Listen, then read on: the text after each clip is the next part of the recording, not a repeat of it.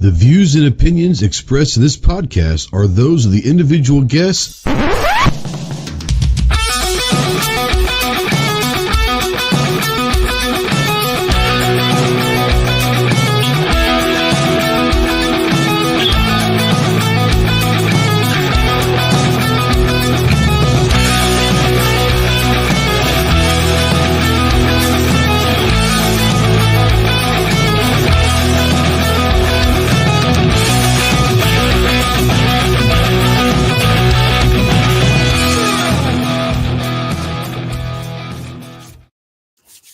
What is going on, my Go Squad? Welcome to the Armed Citizen Podcast Live. This is episode number 325. We are streaming live, as always, on YouTube to over 150 countries worldwide. If you're out there in the live chat, please say something. We don't know that you're out there. If you don't say anything, if you are out there, thank you so much. If you're watching this in replay or listening to some podcast, thank you. Go ahead and utilize that comment section. More importantly, we invite you to come join us on Tuesdays at 7 Central on the live.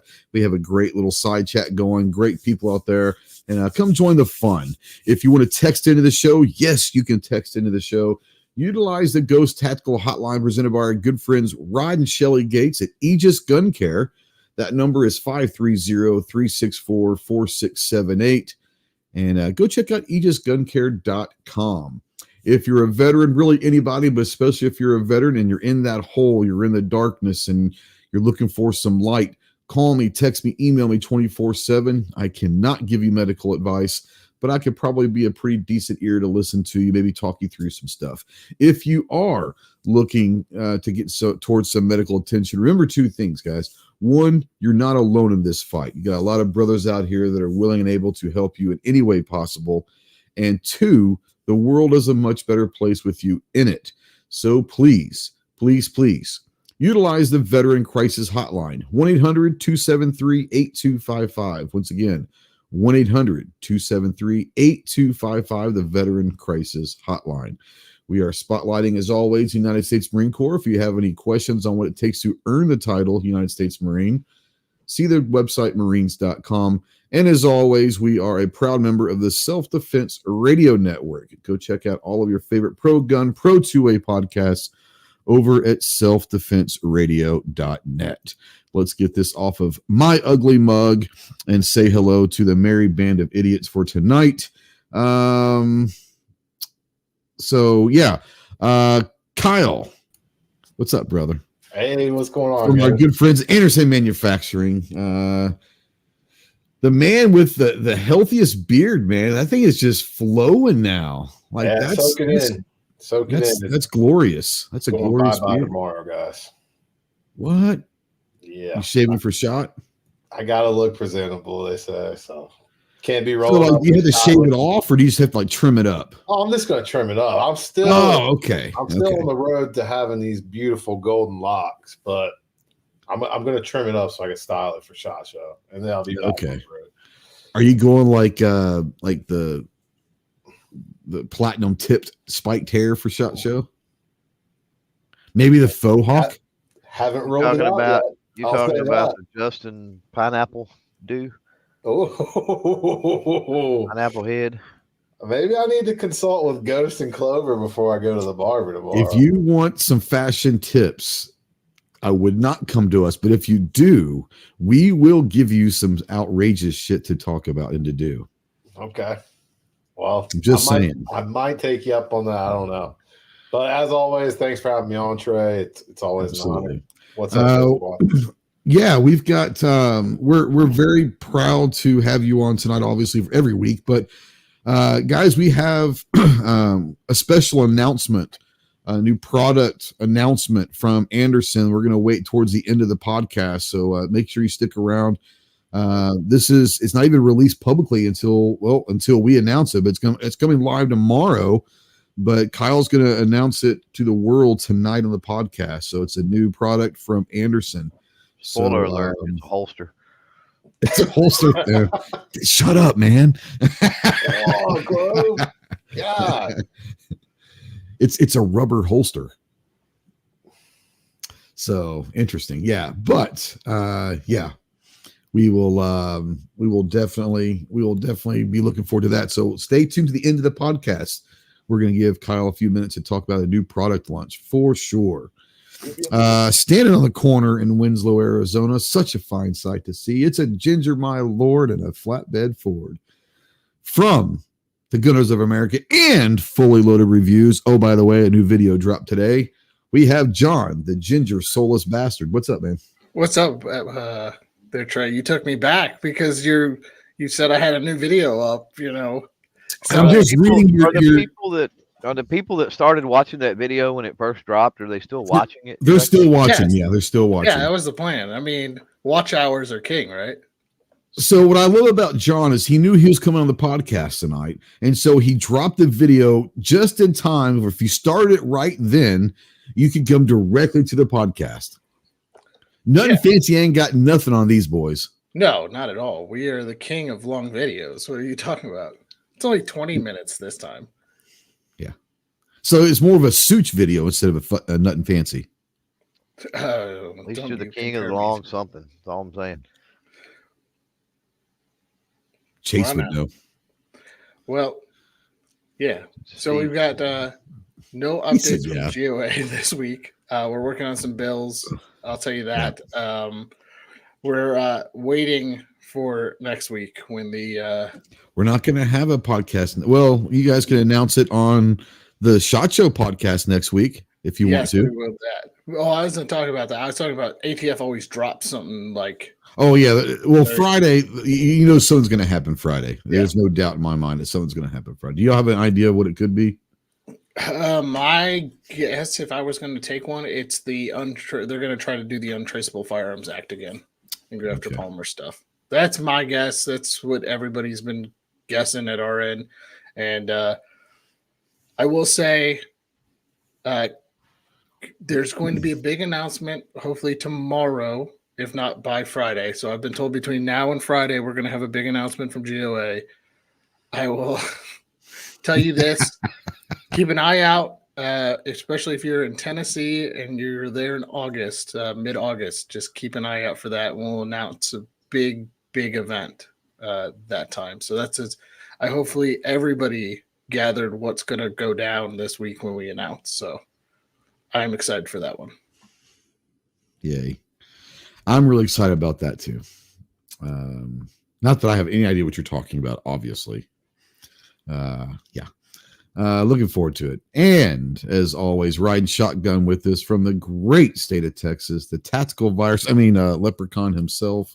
What's up, Clover?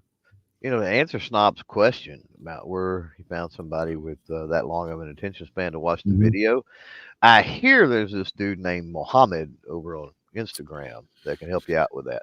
Mahmoud is a very popular follower on Instagram. He's got like a million accounts over there or something like that. Yeah. So if you're interested, hit him up.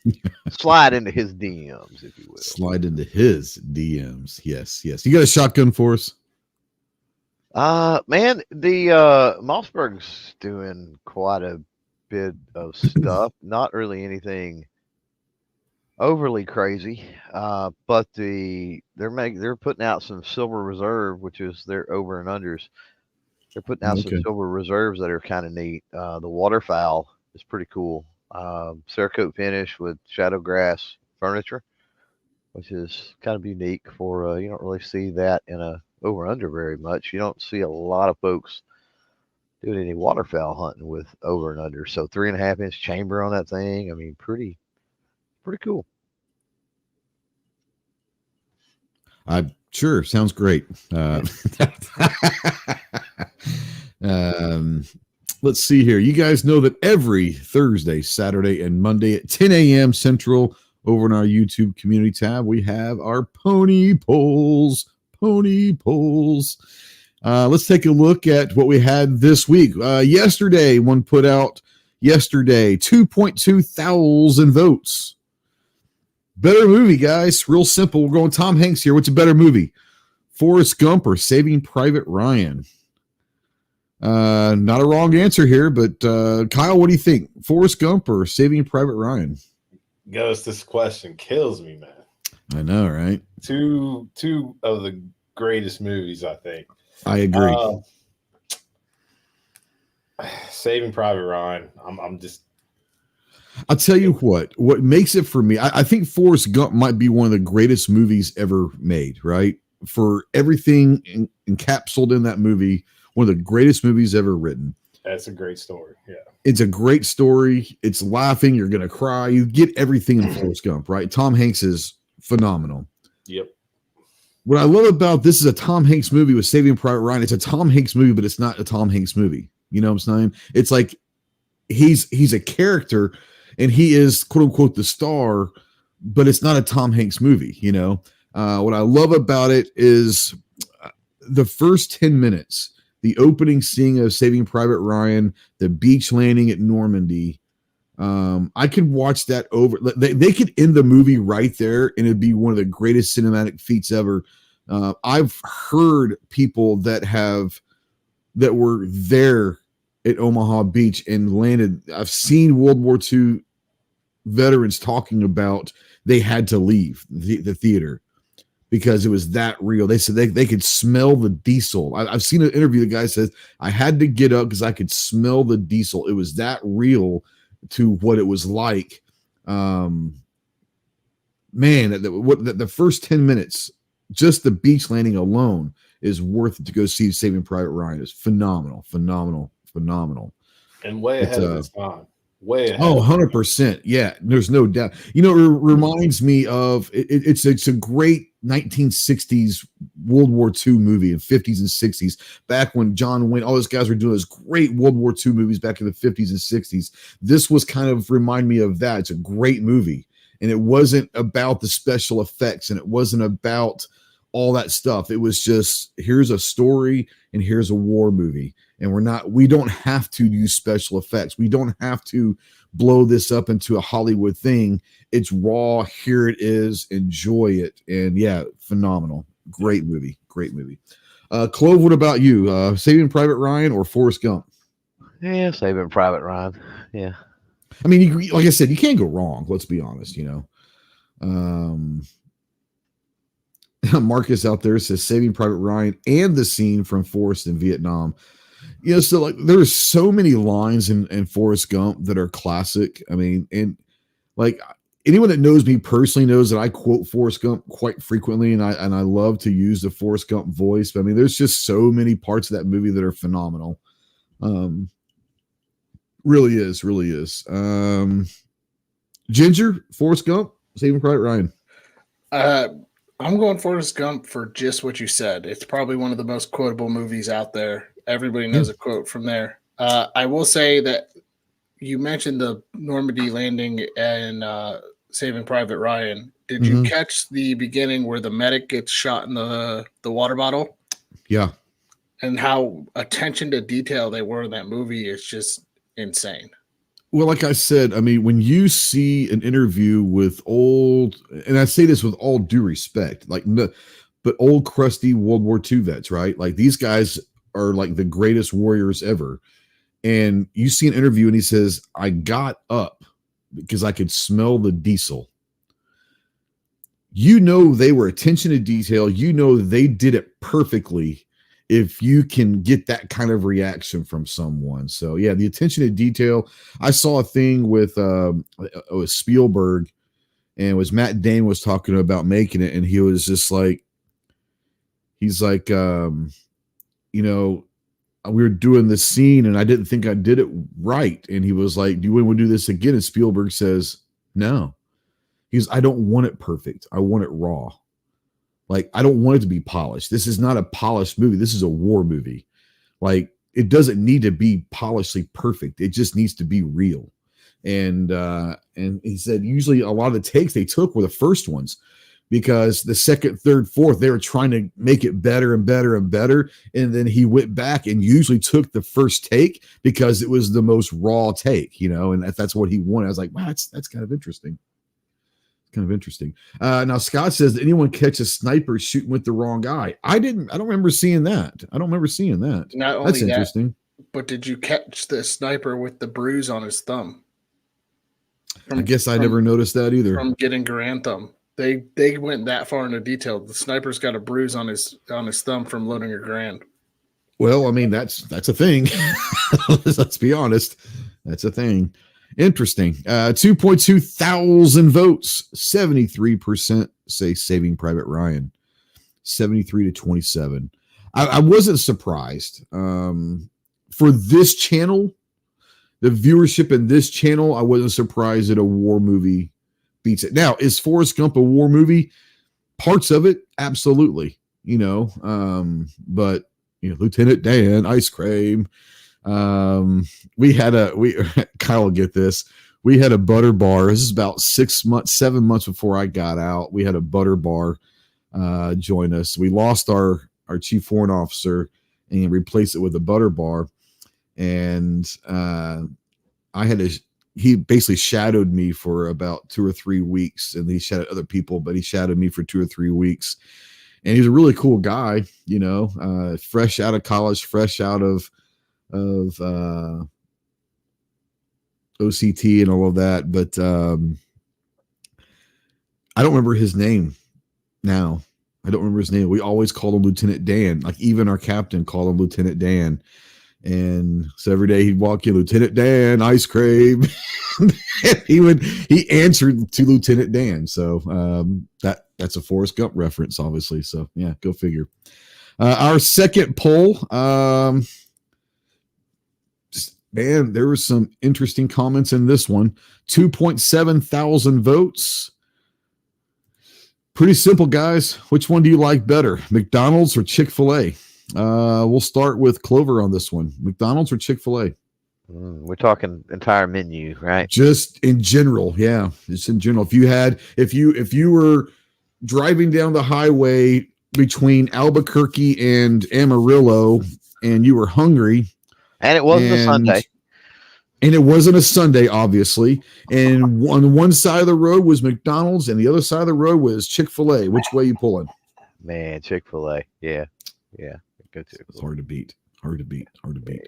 Now, what I'd probably end up doing is going to get my Chick-fil-A with the waffle fries and then running across the street real quick and get an order of McDonald's fries for backup.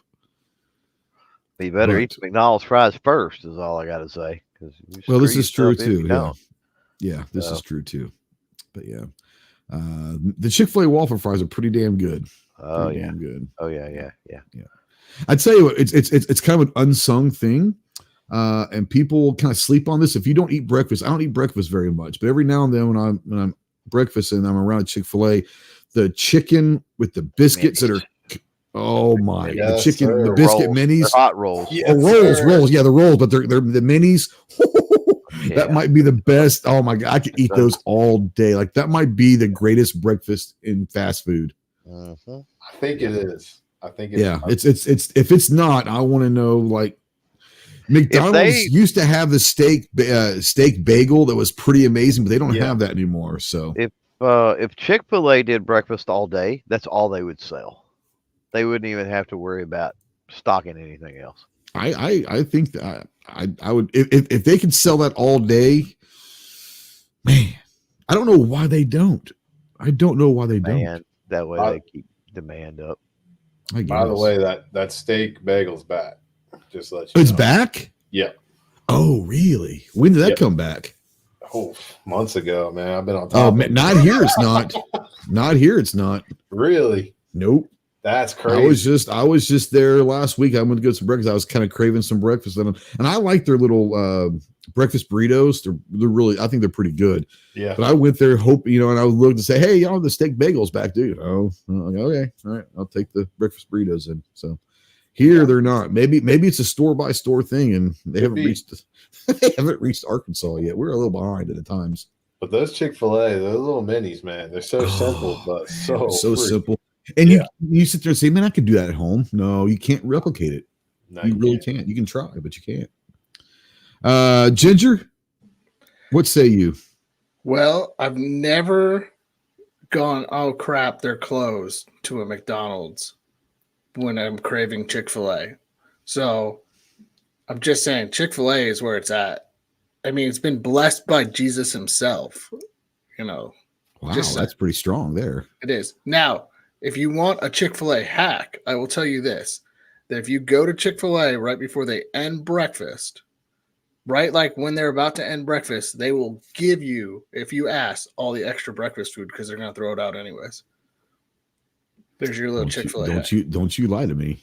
Oh, I'm not. They did it to me at the airport? Was it Atlanta? I ordered breakfast at the Atlanta airport from Chick-fil-A, and they're like, "Do you want extra sandwiches?" I'm like, sure. Yes, I do. Yes, all of them. And you said you can't duplicate the Chick-fil-A minis. I'm here to tell you, you can get pretty darn close. I've never seen anything unless you recreate it yourself with reverse engineering the flavor of the Chick-fil-A chicken. No.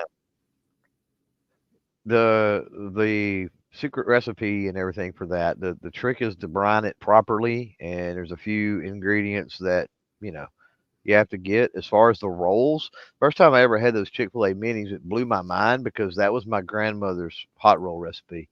Those are exactly my grandmother's hot rolls, hands down, without a doubt. So all I got to do is make her hot rolls, and then some chicken breast, and make sure you brine it and batter it properly.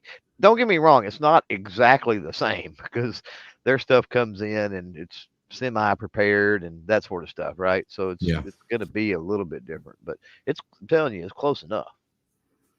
That's good to know. Kyle, what say you? I think Chick-fil-A definitely sits in another tier above McDonald's. I agree. And 79% of the 2.7 thousand votes agree with us as well. Chick-fil-A over McDonald's. Real quick before we move on, is Chick-fil-A your favorite chicken place? Or like mine's probably is Chick-fil-A and Popeyes. And I love the Popeye strips, that little Cajun bite to them. But is Chick-fil-A your favorite chicken place, or do y'all have other chicken places you like? I know Clover's not a big fan of Popeyes. I took him to him once at SHOT Show, and they actually screwed up the order pretty badly. That was rough. It was bad. I have a hard time viewing Chick-fil-A as a chicken place to begin with. It's called Chick-fil-A, dude. I get it, but it's a fillet. It's not a barbecue joint. I get it, but it's a fillet. It's not like when I hear a chicken place, I'm thinking on the bone, all your individual hey, I want an 8-piece, right? Or, that's where, and you got mashed potatoes and biscuits and, to me, that's a chicken place. But whatever. Okay, so what's your favorite chicken place? So Popeyes would be a chicken place. Church's would be a chicken place. Chicken Express, KFC. Probably Chicken Express. I don't know. I've never been there. So yeah, probably Chicken Express. Okay, all right. I would say Church's, but it's hard to find a Church's anymore. Yeah, Church's used to be really good, but I haven't seen one in years and years and years, so I don't even know if they're around anymore. But yeah. Kyle, is it don't tell me KFC, bro. No, just because you're in Kentucky doesn't mean you have to support that shit. I can't. It's disgusting. It's bad. It is. That's tight for me. It's either Bojangles or Lee's Chicken. Okay, so I've heard of Bojangles from a lot of. I've never been there. I've never seen one. I need to go check Bojangles out if I can find one. I hear a lot of people talk about that, but I've never seen one. Old Bojangles. They're good. Yeah, I need to check that. I've heard that from many people, but I've never seen one in person, so I need to see that. Ginger, what weird stuff out in Phoenix do they have? Well, I mean, Cane's. I really like Cane's. If you're talking like chicken place, okay. There was a place there's a place out here that's a food truck that does really good Nashville hot chicken. Nice. And it's like, I ordered the mild the one time, and I was like, "Oh, this is real spicy Nashville hot chicken." Bojangles, and then Zaxby's is also Zaxby's is pretty good. Zaxby's tenders are pretty good. For me, Popeyes is, as far as fast food, Popeyes is good. Zaxby's is good. My wife likes Slim Chickens. It's okay. It's okay. Slim Chickens is okay. But I'll tell you what, here and within the state of Arkansas, it's big, but I don't think outside the state of Arkansas they have them. The little grocery store here is called Harps, and Harps here has the best chicken tenders I've ever had, and I eat them at least once a week. They are amazing. I don't understand why, but they're really, really, really good. All right. Anyways, yeah, 2.7 thousand votes, 79% say Chick-fil-A. This was going to hurt Clover's feelings a little bit, but the last poll of the week is the largest voted upon poll in the history of the pony polls. 3.6 thousand votes. 3.6 thousand votes. Which one? Revolver or semi-auto? Ginger, we'll start with you. Semi-auto, hands down. Right. Kyle? Yeah, semi-auto. Right. All right, Clover. I'm currently drafting my dissenting opinion. Clover's pouting in the corner. It's okay. It's okay to be wrong. It's fine. It's okay to be wrong. That's right. I don't want to take away from the reliability of a revolver. I am not saying that by any means. I just prefer the semi-auto. Yeah. Yeah, but if a revolver goes down, it goes down. It goes down hard, yes. Oh, yeah, it goes down hard. Usually with a little pain involved as well. But yeah, I mean, obviously, I know you know where I'm going with that. And 3.6 thousand votes, 87% are correct that vote semi-auto. Now, Clover, it would be interesting for you to have you put the same poll on your channel and see what the results are on your channel. That would be really interesting to see. It'd be the same thing. You think so? I believe it'd be the same thing. Yeah. Okay. Yeah. We got some unclassy savages, a lot of them out there. A lot of people do be they don't go buy revolvers. They've got like one nightstand gun. Don't kid yourself, and it's a semi-auto that they bought for $199 or $299 or something. They bought a Sky. They can't afford a Smith & Wesson. They're poors, so they can't afford revolvers anyway. So, Wow. There you have it, boys and girls. Saying. It's getting hot in here. It's getting hot in here. Wow. Big difference between a $199 Taurus and even a in like the G2C or the G3 whatever. Those, and then you jump into a Taurus revolver, same name, same company, twice the price. So let's take or is a struggle, and unfortunately that struggle hurts the revolver numbers. Okay, so let's just throw something out there. Colt Python, Kimber 1911. That's tough. Original Python. Sure. Because you've got to realize they're two different animals. So I understand. Colt Python, without a doubt. Okay. What about a current production of the Python? Because now we're not talking poor versus like snobby. Yeah, you're talking about the new Colt versus Kimber, which I'm not a fan of either. Man, I still think I go Python because, I think even the new Colt I think is better than freaking Kimber. I'm just not a Kimber fan. There you go. All right. There you go.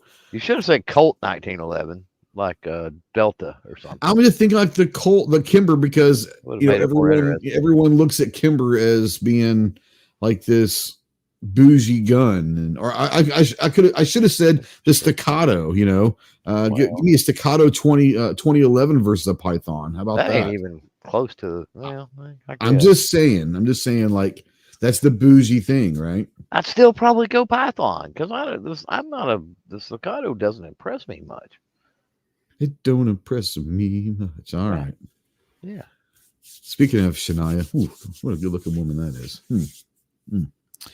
All right. Those are the pony polls. So go check out our good friends over at AndersonManufacturing.com.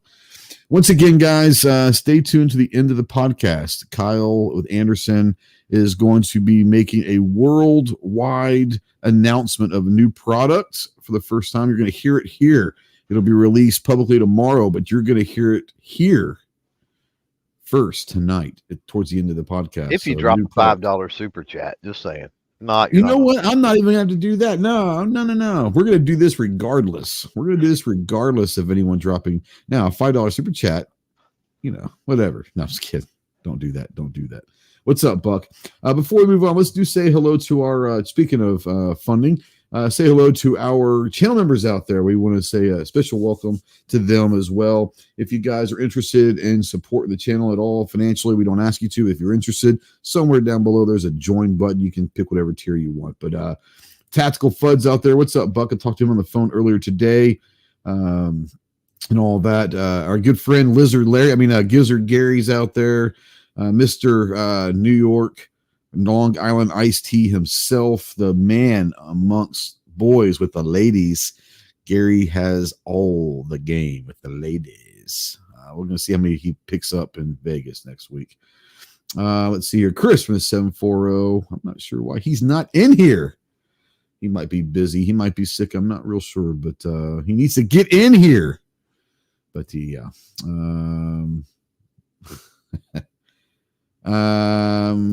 Apparently, Kyle, that's not going to happen. It doesn't look like. Wesson's out there. What's up, Wes?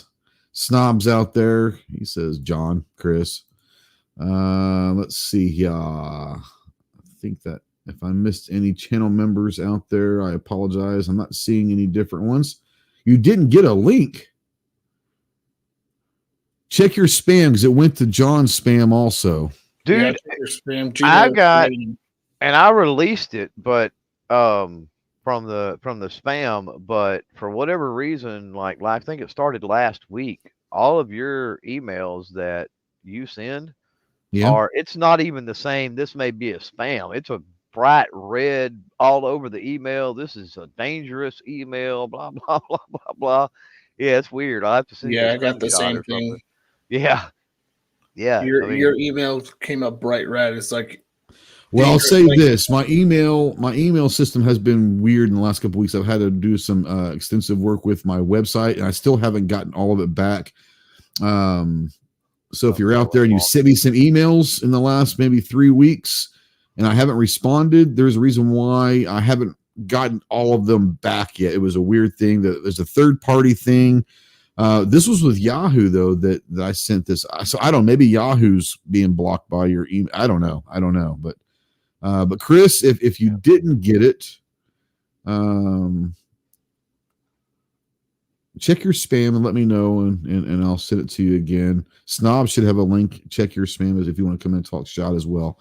Up to you guys. But yeah, and Snob says Kyle gets sexier every show. Yeah, buddy. All right, we're going to talk a little SHOT Show, but we're going to talk some new product stuff that we're hearing about possibly down the line, maybe some of the stuff that we're looking forward to, and it actually plays into what's going to happen later on tonight. I talked to Kyle on the phone earlier today, and he's like, I'll be announcing something, a new product. I'm like, let's do it. Man, Snob just sent me a snapshot. This message seems dangerous. Holy cow. I don't know what the hell's going on. That's very strange. So yeah, check your spam. Apparently my emails can be very dangerous. So yeah. Anyways, but yeah, so we're going to talk about some stuff that maybe we've heard might be coming down. We've seen come down. Let's start off with the one that we were kind of talking about pre-show in the back chat. What the hell is it that Smith & Wesson's going to put out? I think Ginger brought up it could be a lever action. That could be interesting. And I told him like this, unfortunately, this could be like the year the lever action for my channel. I don't know, but Marcus, is there no email? Yeah, send your emails to just ghosttactical@yahoo.com right now. Send it to that because my website email, like I said, something happened. I'm not really sure it was a third-party mistake, and I'm just now starting to get stuff from like 3 weeks ago filtered into my inbox. So, yeah, go ahead and my domain's been blacklisted for some reason. You switched servers, that's why. Google's cracking down on it. I'll talk to you after the show about it. switch servers. I didn't switch anything. When you switched your email providers, it switched servers. I didn't switch my email. My hosting company did. Yeah, because your hosting company got coming from I'll talk to you afterwards about it. But this is coming from Yahoo. It bounces off that server. That's why. It every time you put in a new email server, it'll blacklist it because Google thinks it's spam. Okay, we can talk about it afterwards, though. Okay, all right, yeah, interesting. So yeah, interesting. Thanks for the feedback, guys. I had no idea. I thought this was all fixed, but apparently it's not. Fantastic. There's no telling what all I missed. Only 2 weeks before SHOT Show, when it does start happening. That's fantastic. That's fantastic timing. So there's no telling what I've missed out on. But yeah, send them to ghosttactical@yahoo.com if you'd like to do that. And hopefully everything will get straightened out. I didn't know that all my stuff was still being weird. So thanks for that. That's interesting. So let's talk about real quick the little, I don't know, cowboy campfire picture that Smith & Wesson put out there. What do you guys think it is? John, you think it's a lever action? What do you think it is? I do. So yesterday they posted cooking up something good, and it's a cowboy around a campfire. Today is a cowboy riding a horse on a horizon, and it says it's about the journey. So it could be one of two things I could think of. It could be a lever gun. Could be a new revolver of some sort, like a throwback Western revolver or something. Would they go single action, or it could be the Pony Express? Because they hear everyone talking about. Damn it, Kyle! They already got it. How did this happen, John? We've been talking about it too much. It's spread all the way to Smith & Wesson. My guess it's got to do. Now we also have to remember where did Smith & Wesson break revolver. Ooh, they could go back to the Schofield. They could bring the Schofield back. I don't see them. Is there a demand for that? They're hard to get right That's now. a niche gun, like really niche. Yeah, but would you rather buy a Repro or one from Smith & Wesson? Right. Okay. Well, I mean, I'm not saying it's a terror. I just for me that just doesn't seem. But once again, like that's not something that appeases me. It's still technically a repro. Just saying. Yeah. The other thing we have to take in considerations that we haven't yet is where Smith & Wesson just moved to. Tennessee. Yeah. So is there something in that heritage that they might bring in to honor Tennessee? I don't know. Revolver makes more sense, man. It does make more sense, but G says someone from Glock heard Smith & Wesson talking about the Pony Express. Now Glock's going to trump everyone on it. That would not be that's something that Glock would do 100%. Like Tuesday they could hear about the Pony Express, and by Thursday it's on the show floor. Just saying. Clove, what do you think? Are you thinking Revolver's a solid answer with Smith & Wesson, or what? So. I mean, I think so. I don't know. I don't know why or how. I don't know. I just don't see them completely retooling as much as they would have to retool to start doing something as intricate as the lever action, because the last quote unquote long gun or anything, I guess, was that monstrosity of a bullpup, wasn't it? And I mean, I think that they did M and P15, but that line's totally different. But I think you're right; it's the bullpup. Yeah. So interesting. So Wes says the Brown Bess or Kentucky Long. First of all, why hasn't Kyle Anderson come out with a Kentucky Long rifle of some sort? The original Poverty Pony. There, baby. Hey, Call it the OG. But since they brought that up, what about Davy Crockett's Betsy? Being a Tennessee thing, could they do a repro of a Betsy or some sort? I don't think they would go down to black powder. I don't think they go black powder either, but I'm just saying, I don't know. Maybe. I don't know. And they wouldn't use a cowboy as the thing. Like that's not a Western Wild West cowboy thing, Right. You're in about a 20-year maybe span there for the cowboy stuff, 20, 30 years. Yeah. Now, Clover brought up retooling, and now that they moved, would they be technically retooling? Because they're resetting up those machines anyways in Tennessee. So it wouldn't be a retool. They'd just be setting up a line. You'd have to have a whole dedicated line. You wouldn't be able. You could transfer parts and schematics. You could do a lot of things with their existing line of revolvers to then go single action. I mean, they could be paying, but I think we're on the right track. They could be paying homage to their origins. Maybe a Model 1 in 22. Wow, that's interesting. The Schofield would be cool though, man. If they could do a Schofield, I don't know. Would that be something that they would do to try to push against the Python, type thing? The Colts, the higher end Colts. It's like, hey, we're gonna crank out some Schofields. We're thinking Schofield as the original design. What if they're just bringing the name back? Well, here's the thing. Why would they bring the name back and not bring, you know what I'm saying? Like, if you're going to do that, like, I don't know. Can you even do that at this point? Without bringing a model, just the name back? I don't think you can. I think you got to bring a model back.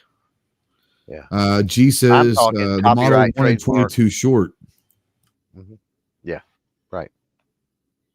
Could they trademark Schofield? Doesn't I'm just asking, could they trademark it? I don't know how that works. I don't know if you can at this point. I don't know if at a certain point it's public domain. I'm assuming. Yeah. And I don't think you can trademark something after the public domain's gone into effect, because at that point it's public domain. Like, you can't, like, just because it's gone off, say, oh well, now I'm going to trademark it. I don't think it works that way. I might be wrong. I think you can continually buy rights to it and stuff. And kind of keep it going. I know Disney done that with the Mickey Mouse thing, which expired this year. For years. Yeah. They restructured, had their lawyers pull some strings and do some stuff, and kept it going. Fed lever action. But yeah, I think once it's going. Hold on, don't laugh at that. I'm not going to say belt fed lever action, but wonder if they saw what POF did and they decided to do their own. Good. And use M&P mags. The harmonica guns, though, for buck out there are very close to a belt fed. If you had a longer, more floppy harmonica, then that's basically what it is. It feeds the same exact way. Yeah. All I know is whatever it's going to be, it's probably going to be $1,100 plus. That's my guess. Yeah, I don't think it's going to be anything budget-minded, for sure. Watch it just have nothing to do with Cowboys at all. Well, so that's my thought. Like, my thought is if they're going to bring something back, like, would they do an updated version of the Model 10 or something? I'm telling you, it's a holster. It's a holster. Snob wants to know, does Smith not own the Schofield name? I don't know. Well, I'm guessing they probably fell out of, because all the repro companies are using the Schofield name. So I'm guessing it fell out of. So it's in public domain at this point. An old cowboy padlock. I don't know. I'm kind of digging the idea of a lever action. I think you're probably everyone's right about some sort of revolver, and the Schofield makes sense. Let's just be honest. But I really, like I said, the whole idea of getting an opportunity to work with Henry with a lever action, I'm really stoked about, and this is really kind of exciting for me. So I wouldn't think that I would be opposed to a lever action. Marcus says, I think Smith & Wesson is going to make a new rifle chambered in the new Army caliber, or they are entertaining the idea of lever actions. I think the lever action, with the way that they're marketing this and branding this with the Cowboy Wild West stuff, I think that the lever action is more viable than a new caliber. I do think it's going to be a revolver. I don't know what it would be. This, like you said, the Schofield, what you guys are talking about, makes absolute sense. So, yeah. Kyle, you got some information for us? Yeah, I don't know. I don't know if this is talking about Schofield as in firearms or if it's something else, but there's a Business Wire article that says Outdoor Living Supply owns the Schofield branding rights. Interesting. Okay. Now, they very well could, but if that is going to go into public domain, then they don't have anything to do with that. Like they can't stop. Ooh, an 1895 lever gun. Well, that'd be cool. I think, yeah, that could be cool. Yeah. Anyways, if Smith & Wesson was smart, they just bring back the Gen 3 59s, the 59 series. Bring that back because metal frame guns is where it's at right now. That's just maybe that's a hot take, but that's my opinion. Yeah. What about? Do we know that it's going to be a bring back?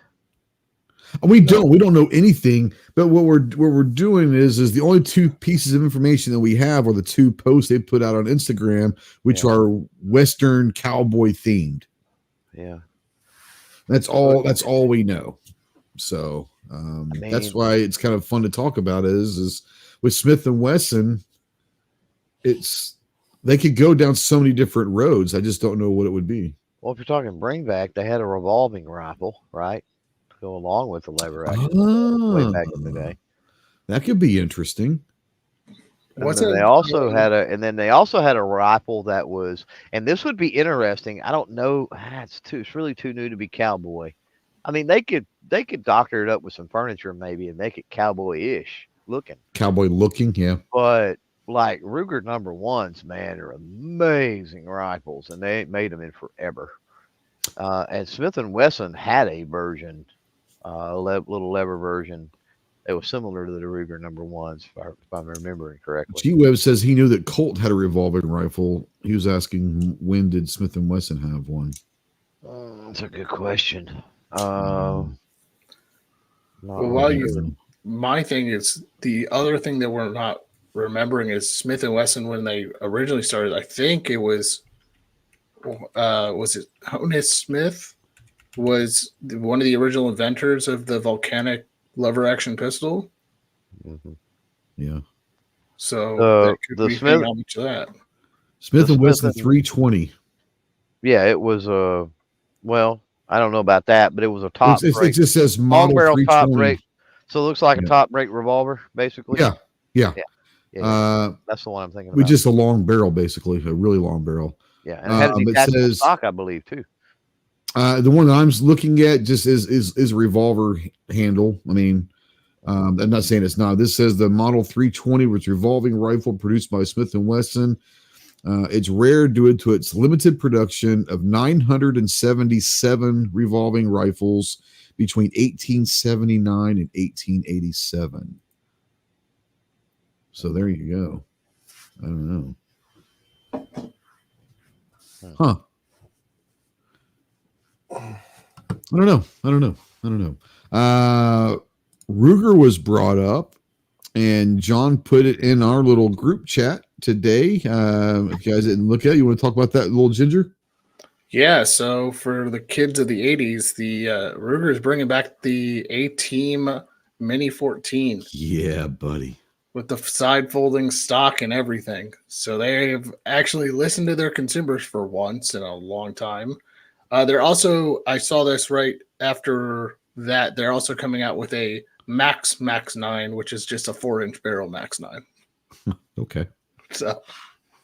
Okay. And I bet that Mini 14 can be yours for the low price of probably $1,700 or $1,800. It's $1,800. There you go. Yep. A Mini 14 for $1,800. Think about that. I wonder what before you gag a little bit. Think about a Mini 14 for $1,800. I know, but it is the A-Team version. Just don't look up how much an A-Team van is right now. I wonder how much an original one though goes for. Let's find out. An original Mini 14. Well, the A-Team was the one I'm talking about, not just a Mini 14. They've went up significantly. I don't know that the Mini 14 is worth what they Original want ones. nowadays. I think the last time I saw one, it went for like $2,200. Okay. So you're going to save a little bit going with the newer version, I guess. I'm seeing them for anywhere from 2,000 to 2,600. Yeah.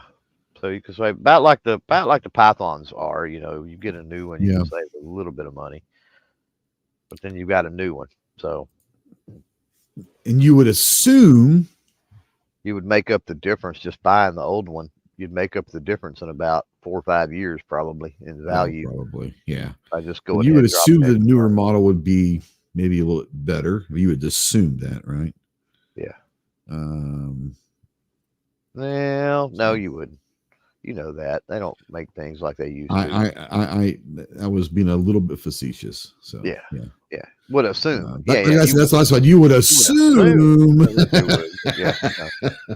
It's quite amazing when it comes to firearms. Like you literally got dudes in their barn in the late 1800s on a with an anvil and a hammer that made better stuff than a lot of the companies with CNC machines are making nowadays. Like really. 150 years later, you still can't make it as good as that. The care of quality and the materials being used have a long way to go into that. But yeah, there's no substitution for hands-on artisan craftsmanship. Absolutely. No, I don't care. Machines, AI, I don't care. There's no substitution for that. Is the issue. Can you get close? Sure, you can get close, but absolutely. There he is. What's up, homie? Sorry about that. I never even. You didn't get like a virus from my email, did you? No, I just never thought to check there. I've never had that happen. Apparently, it happened to everyone. Kyle, was it in your spam as well? I was gonna say it came through just fine for me, but okay. Yeah, my wife asked me. She goes, "Aren't you going on with Ghost later?" And I said, "No." I said, "He's probably having one of them shows where he's got industry guys coming on, or he's doing an interview." I'm like, and then let me ask this, Kyle. I just don't like you, Chris. You use work email, right, Kyle? Correct. Yeah, Outlook. Are the rest of us using Gmail? I think we are. It's a Gmail thing. They just put in a new restriction on emails. Right. Oh, okay. Well, there you go. Yep. Snob says Chris got a virus from you, but his computer's fine. That's fair. That's fair. There's a pill for that and an ointment typically. If the pill doesn't work, I suggest an ointment. It should be cleared up by shot. I'm just saying, Chris. I can't guarantee it, but it should. Is SIG going to have a booth at SHOT Show this year? Negative, Ghost Rider. They are done with SHOT. I talked to a contact that I have at SIG, and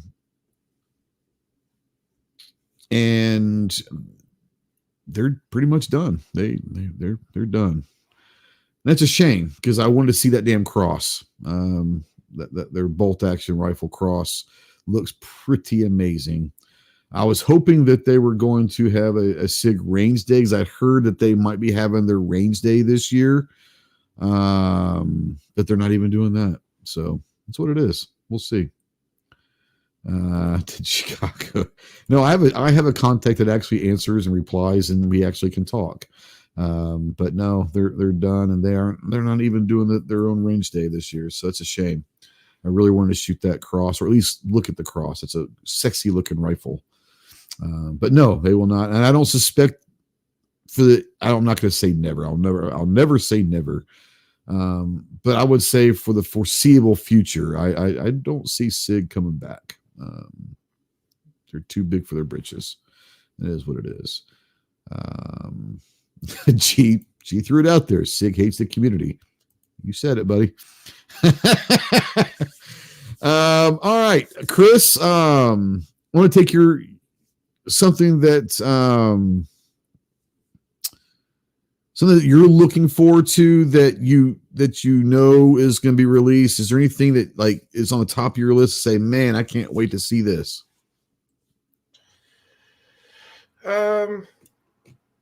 I kind of want to go check out that. What is it? That Ross, whatever that pistol is. I'm excited to see that. I'm kind of kind of looking forward to seeing that Falcon 9 from Yeah. LFA, just due to the fact it's ambi. That works for you, doesn't it? That's a big thing for you, and it's one of those things where, and that's a cool thing about everyone's channels and everyone's insight. What you look at in a gun is you get excited when you see ambi controls for obvious reasons. To me, it doesn't make any damn sense. I don't care about ambi controls because most things are made for right-handed people. But that's a cool thing because I take for granted the controls. You know what I'm saying? And I think that's really kind of cool because I don't think about stuff like that. But you get excited over guns that are coming out with ambi controls and all that, and that's great. Stuff that I wouldn't even think about getting excited about. You're excited about it because there's a lot of people out there that are left-handed. You're all weird and you're all, are probably going to hell for being left-handed, but just kidding. But no, that's an aspect that I never really think about is I wonder what new ambi guns are coming out. That's just something I don't even think about. Yeah. Clover, anything that comes to the top of your mind of like, man, I've been hearing about this or I've seen pictures of this and I really can't wait to get my hands on one? I hadn't been paying attention to a whole lot, to be honest with you. I don't know. It's just I've kind of decided I was going to approach the show a little differently instead of, I want to go see this and that and this. And so I got a complaint. You kind of want to be surprised, I guess, and kind of. I guess a little bit, but yeah. I've been trying to pull up the whole time. We've pretty much been talking since you ended the polls. I pulled up the SHOT Show planner with the new product, and there's 24 pages, of new products. And I thought, okay, I'll just kind of scroll through this a little bit, see what's in there to add to the conversation. And this website sucks. Oh, it's bad. Like it's bad. I can't hardly click on a page or see anything. On top of that, the first couple times and they might have updated it in the last couple of days, but like last week I was in there looking at it, and about every third product that I pushed or clicked on pages or whatever, like the site crashed. It was like page can't be loaded. You have to refresh and all that. So maybe it's, it's almost like I don't have any internet. It'll load one page and that's it. Yep. Well, I did the same thing for me last week, so they haven't changed it yet, unfortunately. It's terrible. So, I know that there is, mainstream stuff, and it's been out a little while now, but I haven't been able to actually take a look at it, and we'll be able to at SHOT Show. Is the Taurus, the bring back of the 92? 917 or something they're calling it now. Yep. So maybe. Only thing I can think of off the top of my head. Yeah, Wes says that the Kel-Tec Sub 2000 Gen 3 looks interesting. Yeah, that's one of the things I put like a top 5 products that I'm interested in seeing, and that was on there. I think I've made no bones about my appreciation for what Kel-Tec brings to the industry and to the community. Without Kel-Tec, at least they're always pushing innovation. They make some crap. They're gonna make a lot of turds, but every now and then they come up with a couple models that aren't truly appreciated, until years later. But the Sub 2000 is one of those designs. I'm not saying that they're the greatest guns in the world. The design's an important design, and I'm hoping with this being the 3rd gen, they've kind of worked out some of the issues that are historic with the Sub 2K.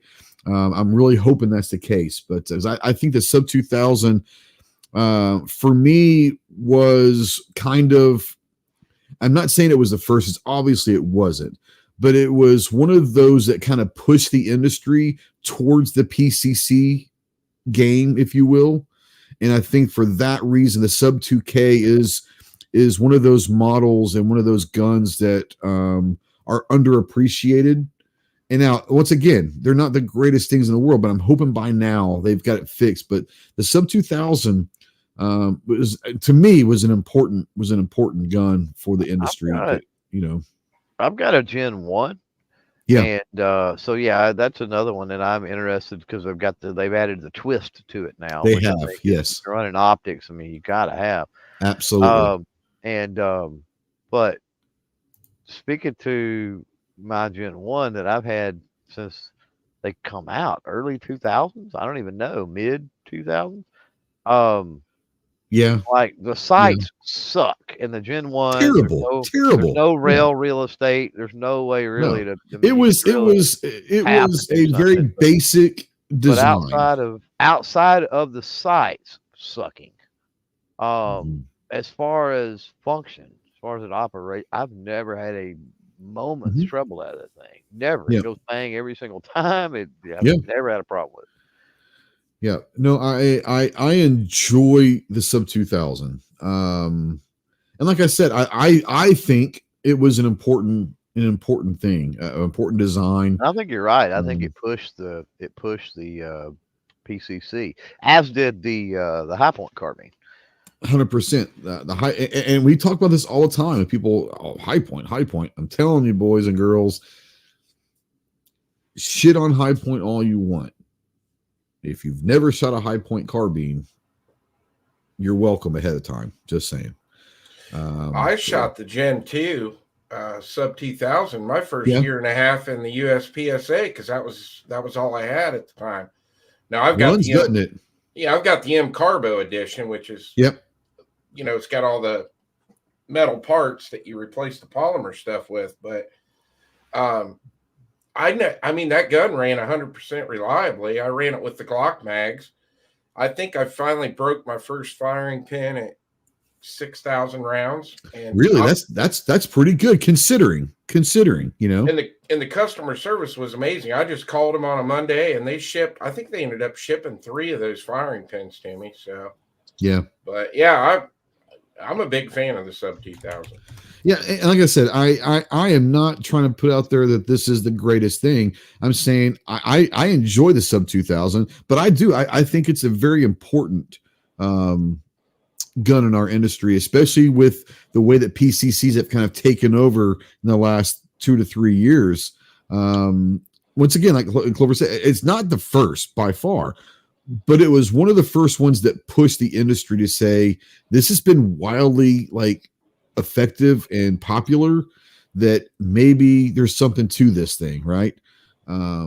So like I said, I'm hoping that it's a simple design. And that's the great thing about the sub 2000. It's for what it is, it's pretty simple. It's not a simple design, but it's very simple, right? And I think that that's the great thing about it, is you don't have to be all fluffy with everything. Just it's what it is, and they're not trying to make it into something that it's not. It's what it is, but it's been around for almost 20 years now, and I'm glad to see that the Gen 3 is coming out and see what what they're going to do with it. But yeah, what's up, Snob? How are you, man? Yo, wonderful. What's that? I said wonderful. Oh, I'm sure you still cold as hell over there with me, is like I am. Yep. I think it's a balmy 9 degrees. So yeah, fantastic. It's 11 here. Oh, it's really balmy over there. Mm-hmm. Anything that you've seen or heard that you're looking for? What's on top of your list for can't wait to see or get my hands on this one? I don't know. I've heard a bunch of stuff. That Texas company was that one making the little pistol that's supposed to take CZ75 mags. I don't remember the name of it though. That's so much attention I paid to it. Yeah. Fantastic. I'm trying to find it. Ross Martin. Yeah, that one. The Ross, yeah. Yeah. I've actually got that on a list, my list of, God, I'm going to spend the next, few days. I was talking with Clover last night. You go through your initial list and you start starring stuff in the app and all of that. And then you go back and say, God almighty, I wouldn't be able to see all this in a month. And so I got to start whittling down. Thanks, Kyle. Appreciate it. Hashtag priorities, No, exactly. But, real quick, Kyle, it's an hour in. I know we said we're going to do it toward the end, but I think that we've got a good crowd out there right now, a good talkative crowd. If you're okay with it, would you like to do the announcement now? Let's go. All right, so I'm going to share screen real quick. So we have a new product announcement that will actually be released publicly tomorrow, but Kyle is going to do the announcement right now live. Go for it, buddy. So Anderson's launching its Frontline series to expand our AM-15 lineup. The Anderson Frontline series is a 5-firearm series. It's going to have 2 rifles, 3 pistols. And I know everybody. Anderson's getting into the pistol game, baby. Yeah. And I know everybody out in the crowd is thinking, like, oh, Anderson, another AR. One, this isn't the only launch we're doing. This is one of the small launches for SHOT. And 2, the part that I'm most excited about as a builder is some of the new parts that Anderson Manufacturing started to make, such as the new handguards. They come in new lengths, and we got some new barrel lengths coming out as well. Yeah, I'm excited about this 10.5. The 11.5 is the one that I think is going to be badass. That's just me, though. So, yeah, the 11.5 is definitely my favorite, too. And I've never been like a pistol guy, per se. But once I started playing around with building, and I got a 10.5 put together, and then I got my hands on this 11.5, it fits me way better than the 10.5 does. And this is almost perfect for me. And I love the fact that you guys are using the Break Arms charging handle. I really enjoy getting to know the Break guys. We'll be doing a lot of work with them this spring, but they got really good stuff. And that charging handle is pretty badass. Yeah, they're great, especially if you're going to run suppressed. They got those ramps to kind of push that gas out from your face, doesn't blow so much back in your face.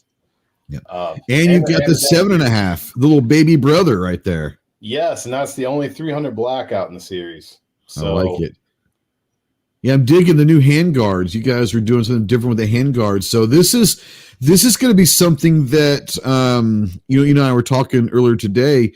This is something that's going to be a little bit different for the average Anderson person that they've grown to love what Anderson is. But this is the next step in the evolution. This is getting to that little higher tier quality with the handguards and all the products, the different links and all that. This is y'all's entry into that next level AR, correct? That is correct. Yep. Every rifle in this series, every pistol, outfitted with the Magpul K2, and then the rifles have the slimline stock from Magpul and the BSL brace for the pistols. Like the 11.5, I'm bringing it up right here. Do you know what the gas length is on that? That's a carbine length gas system. Carbine length gas system. Fantastic. Yep. Matched up with an H2 weighted buffer system. It's ready for suppression. So not only y'all doing like different handguards, y'all are doing the buffer weights and everything. Like this is a whole basically new design, correct? Yeah, we want these to come out of the box tuned, ready to go. You choose your optic, iron sights, whatever you want to throw on there. And it's kind of the reason why we went with Frontline series is we want to pose a question. What's your front line? What are you training for? Yeah. And we think that we have one rifle or pistol in this series that'll fit what you're looking to train for and run with you to get there. Yeah, I like the fact that you've got 2 different 16-inch models, one with the 12-inch handguard and one with the 15-inch. That gives you a couple different options as well. But I can't tell on this one that I'm looking at right now. Does that kind of look like a quad rail to me? Am I seeing that right? Yeah, so there are 2 quad rail models in the Frontline series. Fantastic.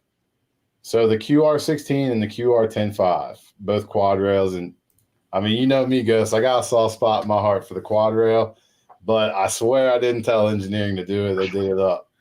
So free float quad rail systems, I'm a big fan. I'm digging it, man. I'm digging it. I do like the quad rails. It brings back some memories, but I do like the quad rails. Snob, I'm not. What? I was just on Instagram and I just saw this on their Instagram. I thought it was pretty cool. I'm gonna share this real quick. I just saw it on Anderson's Instagram. I couldn't believe they didn't announce this. I am too, and we're getting ready to. Someone did some great photo. Isn't that awesome? I don't know why they used white. I don't know, but they wanted to stick out. They wanted to stick out. Let's go. Perfect transition to hashtag. Perfect transition. Pony That is Express. great. That is great. The Pony Express. This is the first drawing and digital mock-up, if you will.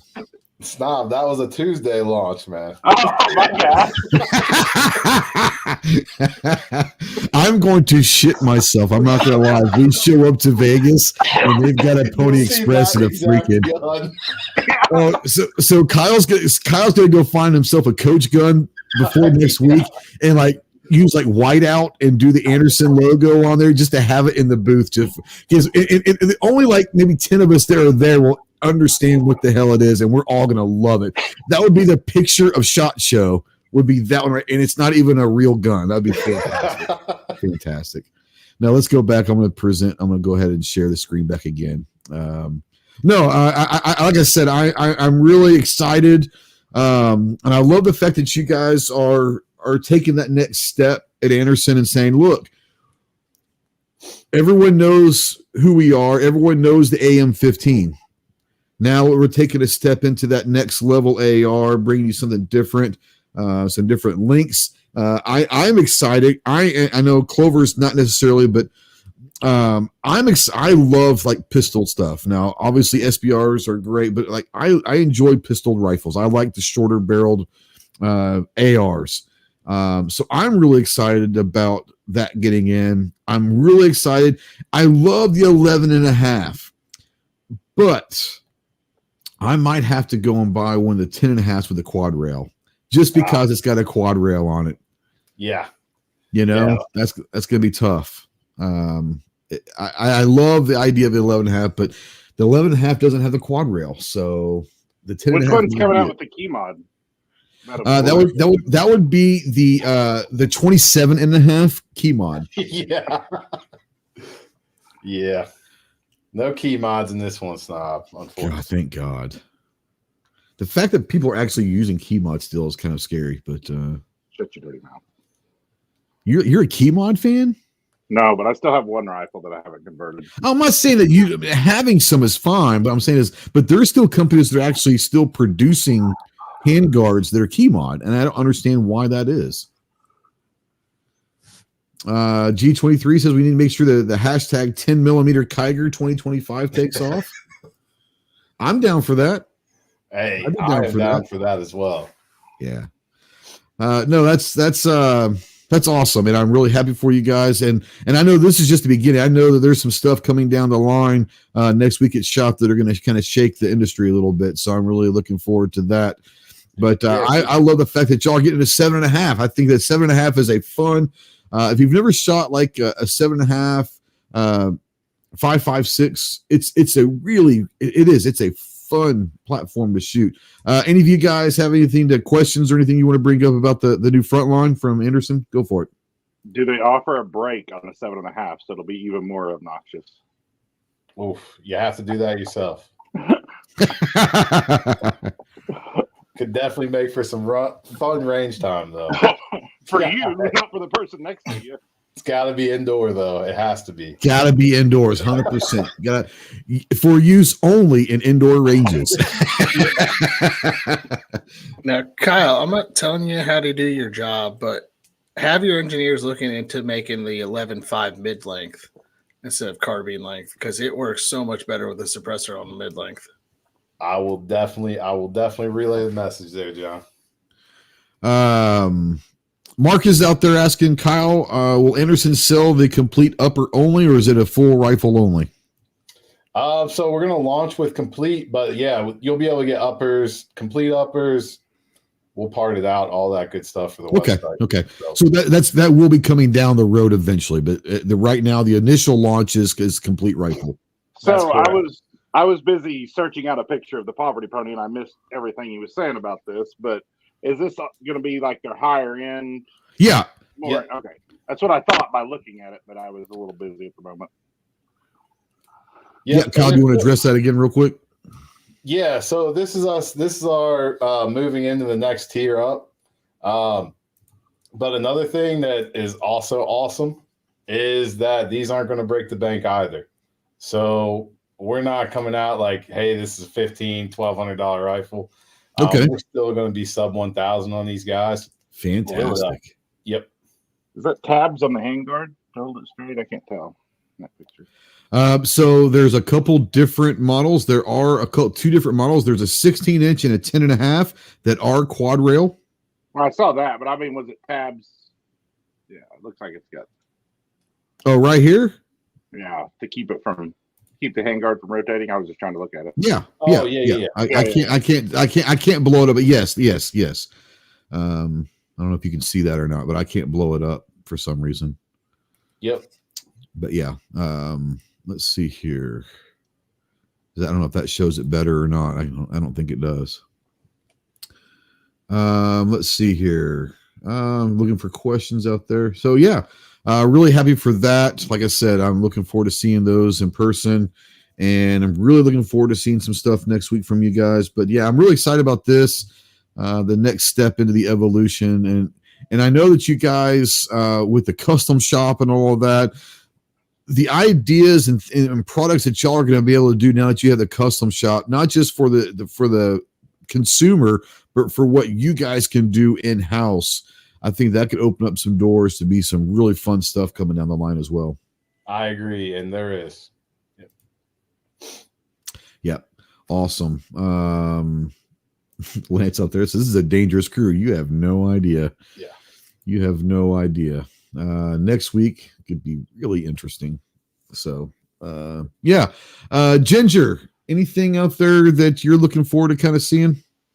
Well, I know that PSA is going to be dropping some stuff. So there's that. Smith & Wesson's new thing. The one that I'm kind of interested in, I'm surprised Clover didn't bring up, is the Diamondback Revolver. And 350. I haven't seen this. No, I haven't seen that. Nice. So it's pretty sharp looking. Building off. So they're building off the sidekick, I guess. Let me see. I think I sent a picture in. You sent it in the NSA chat. I'm pretty sure. Yeah, I sent it in the NSA chat. In the Instagram or the chat, the text Instagram, chat? I think. Yeah, it was on the Instagram chat. All right, hold on. Let me go. Diamondback Revolver. I don't remember seeing that. I remember seeing the Mini 14 thing. It was. They want to know, Kyle, are you wearing a Glock hat?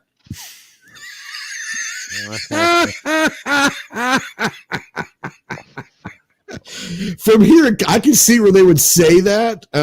With the emblem kind of looks like a G, but it obviously is not. But, so they're calling it the new Diamondback Firearms SDR 357 Magnum. It is a self-defense revolver, 6 rounds, push-button cylinder release, full captured crane link assembly, low-profile fiber optic front sight, target crown, and concealed hardware, whatever that's supposed to mean.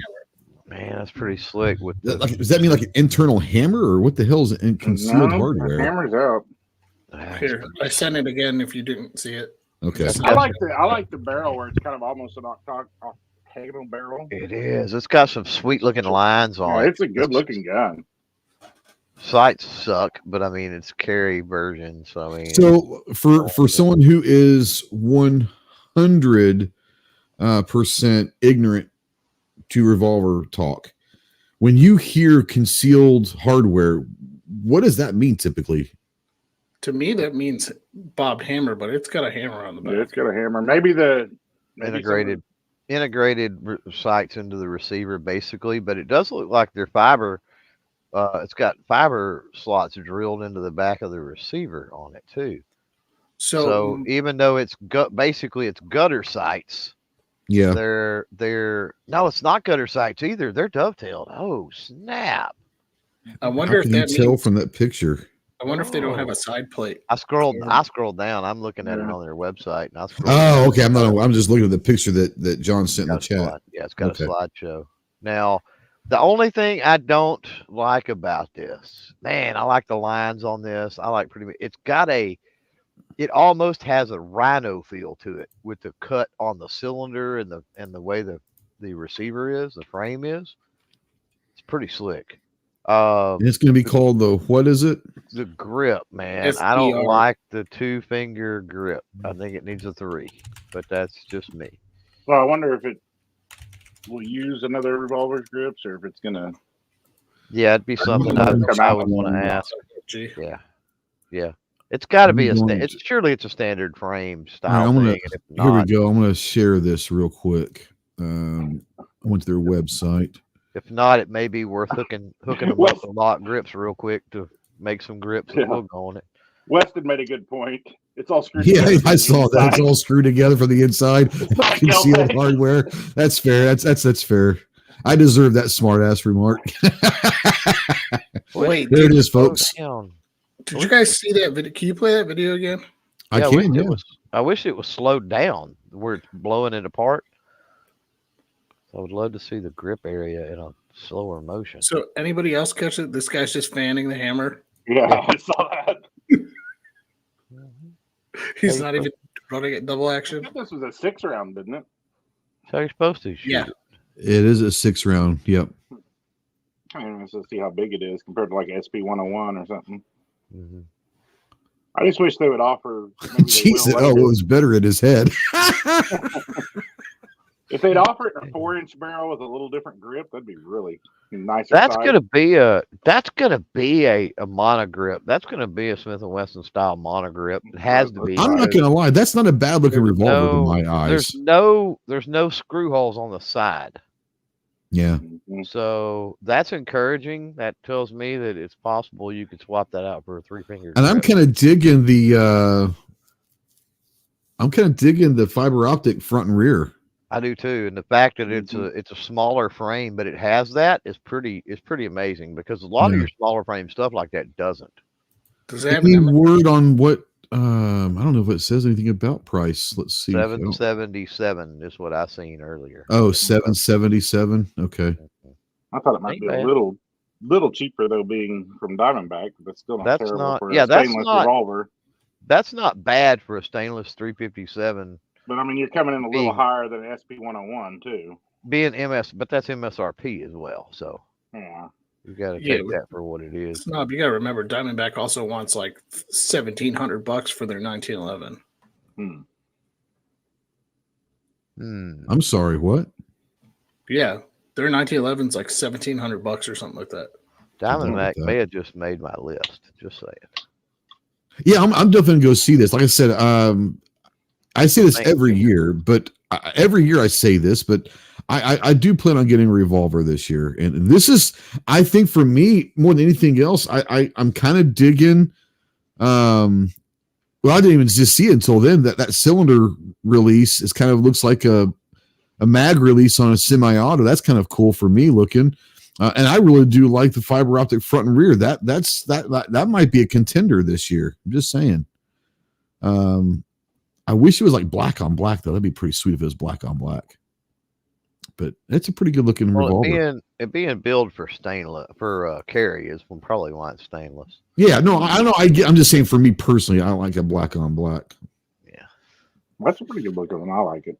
Yeah, it is good looking. I was not putting Diamondback on my list to go see, but I might have to. I think they're usually at the range too, aren't they? They are, yeah, they are, and I'm hoping they are at the range because I would love to shoot that actually. Yeah. Wes wants to know, what does non-stacking trigger mean? Anyone, Revolver guy? I'm just guessing that's their term for like a real smooth double action trigger. I'm guessing it doesn't have a lot of stacking on it when you pull it back. I didn't know if that was an actual like thing though, because I don't, like I said, when you start talking terminology with revolvers, I'm and I'm going to address something. Somebody keeps bringing up the STG 44 from Palmetto. I doubt that's going to happen. It's going to be the same. Palmetto is notorious for launching products at SHOT Show and it not coming through into fruition. They're just talking about the Crink. And I'm 8 years into waiting for the MP5, which I know is never going to happen. But yeah, they've already told people that the MP5. No, the guy doesn't even work there. He doesn't even work there anymore. But but once again, that was one of the biggest I remember when that was announced, and I was like, okay, like I'm going to be excited about a PSA item, and it never happened. So, Well, they do it. It's an old school marketing technique, and I guess they're still living in the past because it's a lot of companies used to go to SHOT Show, show a product, and then see what the hype was, and then make it into fruition. And you can't do that anymore. You've got to have it ready to go as soon as it's made. So I doubt we'll see an STG-44.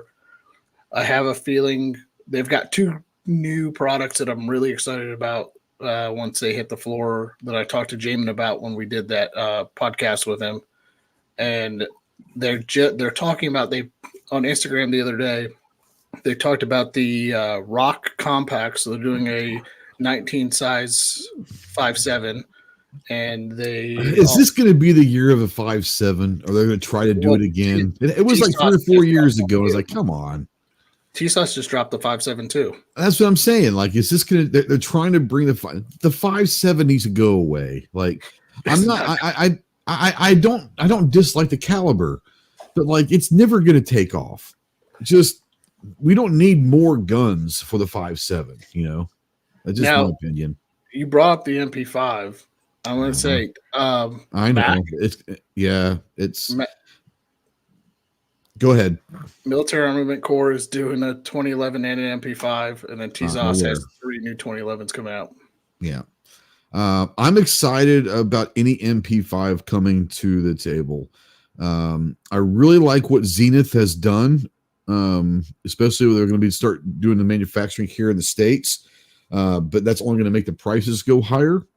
I'm really interested to see what the Mac MP5 is. I'm hoping that it's good. You know what I'm saying?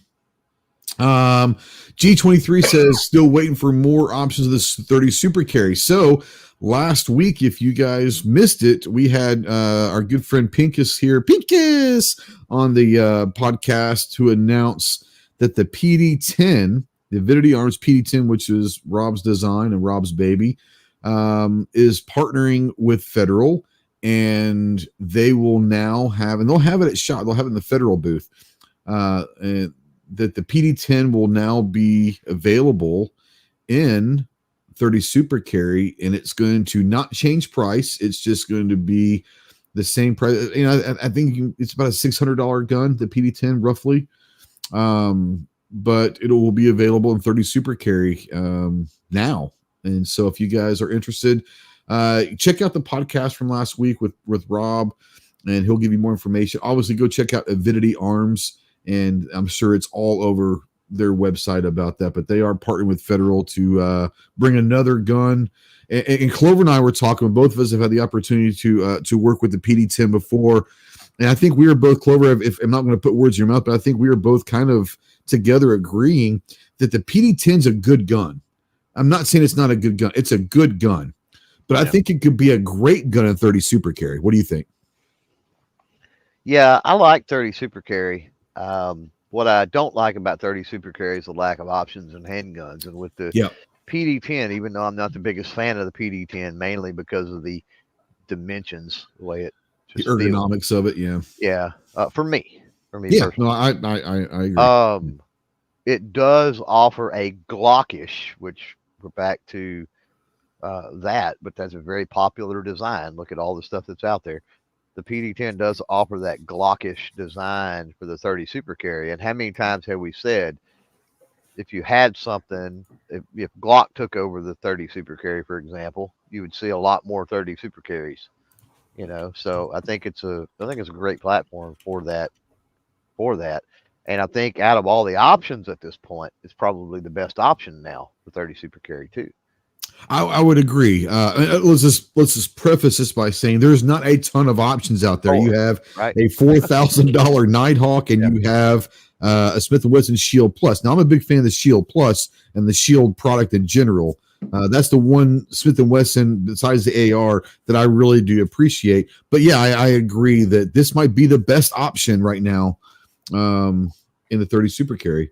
So what makes 30 Super Carry really take off? Glock releasing a Glock 53 and 30 Super Carry? I mean, I don't know if there's any particular like brand, because if it didn't take off with Smith and Wesson, who knows? I don't know if there's a particular brand. I think if there's a combination of a Glock, a Ruger, maybe a SIG taking one into 30 Super Carry, like if a 365 comes out in 30 Super Carry, that might kickstart it. But I think there just needs to be more from the big, like all of them maybe need to get into the game. I don't know.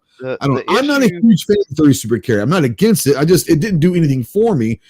But let's find out if there's more guns come involved. It might be more appealing to me, Smith and Wesson alone cannot carry that. No, and like I said, it was the only one within any type of a reasonable price range for most people. Yeah, if I'm buying a Nighthawk, I'm not buying it in an odd caliber. 30 Super right, exactly. And so but the problem with that, even though the 30 Super Carry, I like the cartridge and it interests me, I'm also a big 380 fan, and that's part of why.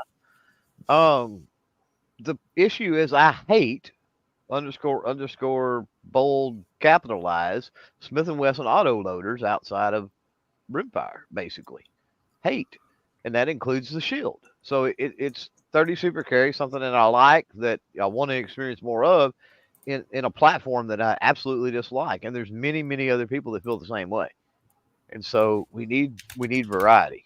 And so maybe, I don't know, maybe there's some manufacturers, if Avidity's able to get even a small percentage of the market, right? Maybe there are some bigger companies that say, hey, well, hold on a minute. If Avidity can do this, why can't we do this? And they get on board as well. Gotta love G Webs. He said people will find out that 9mm voted for Biden once these documents hit the internet. That caliber is over. That right there, my friend, just won the internet. That is the comment of the week, hands down. Great comment. But no, like I said, I think that whether or not 30 Super Carry is a great cartridge is up for debate still. We don't know. I think it might have a demographic or a niche that it could fit perfectly with. I think it could be great for the ladies that, people think it's just 380s, 380 is pretty whippy, especially when you start going into these micro, compacts. 380 is not the easiest thing to shoot. And if they might be scared or something, 9mm, the 30 Super Carry that has a chance to be a caliber that could be, or a cartridge that could be something. But to answer your question, for me, Snob, and I'll let John and Kyle and Chris jump in, I don't think there's one brand.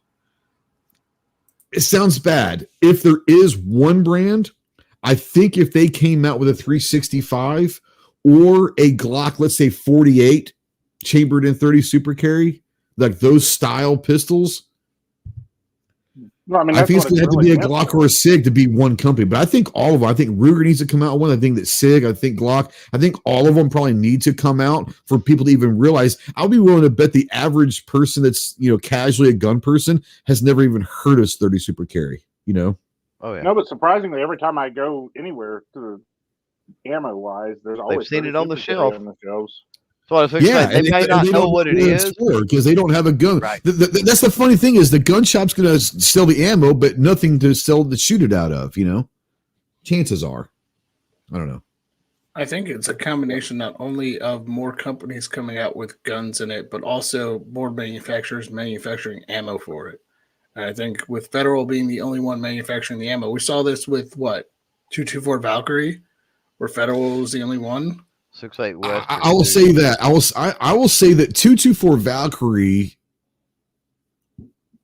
I don't think it was because lack of firearms or lack of awareness. It was they couldn't get it down, and they still haven't figured it out yet. Barrel twist bullet rate is weird.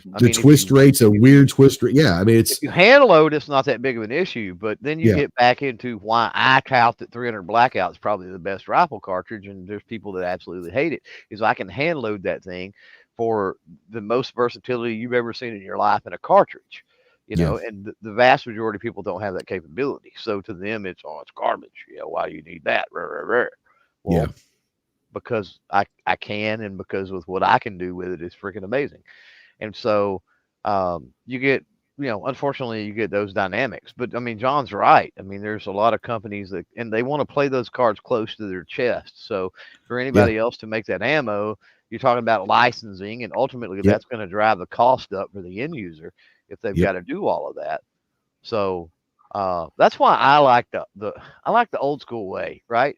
And a lot of people don't understand the old school way. They haven't been in this long enough. But back 80 years ago, somebody developed a cartridge in their garage, a Wildcat, and presented it, and it was the world owned it. You know what I mean? Like anybody could take it and run with it and do something. It wasn't nearly as big of an issue as it seems to be nowadays when a company comes out with a new cartridge and it's mine, it's all mine, it's all mine. And in order to make a firearm in this cartridge, or in order to produce this cartridge or whatever, you've got all this licensing and this other thing. And don't get me wrong, I'm all for capitalism, but that part of capitalism nowadays sucks a little bit.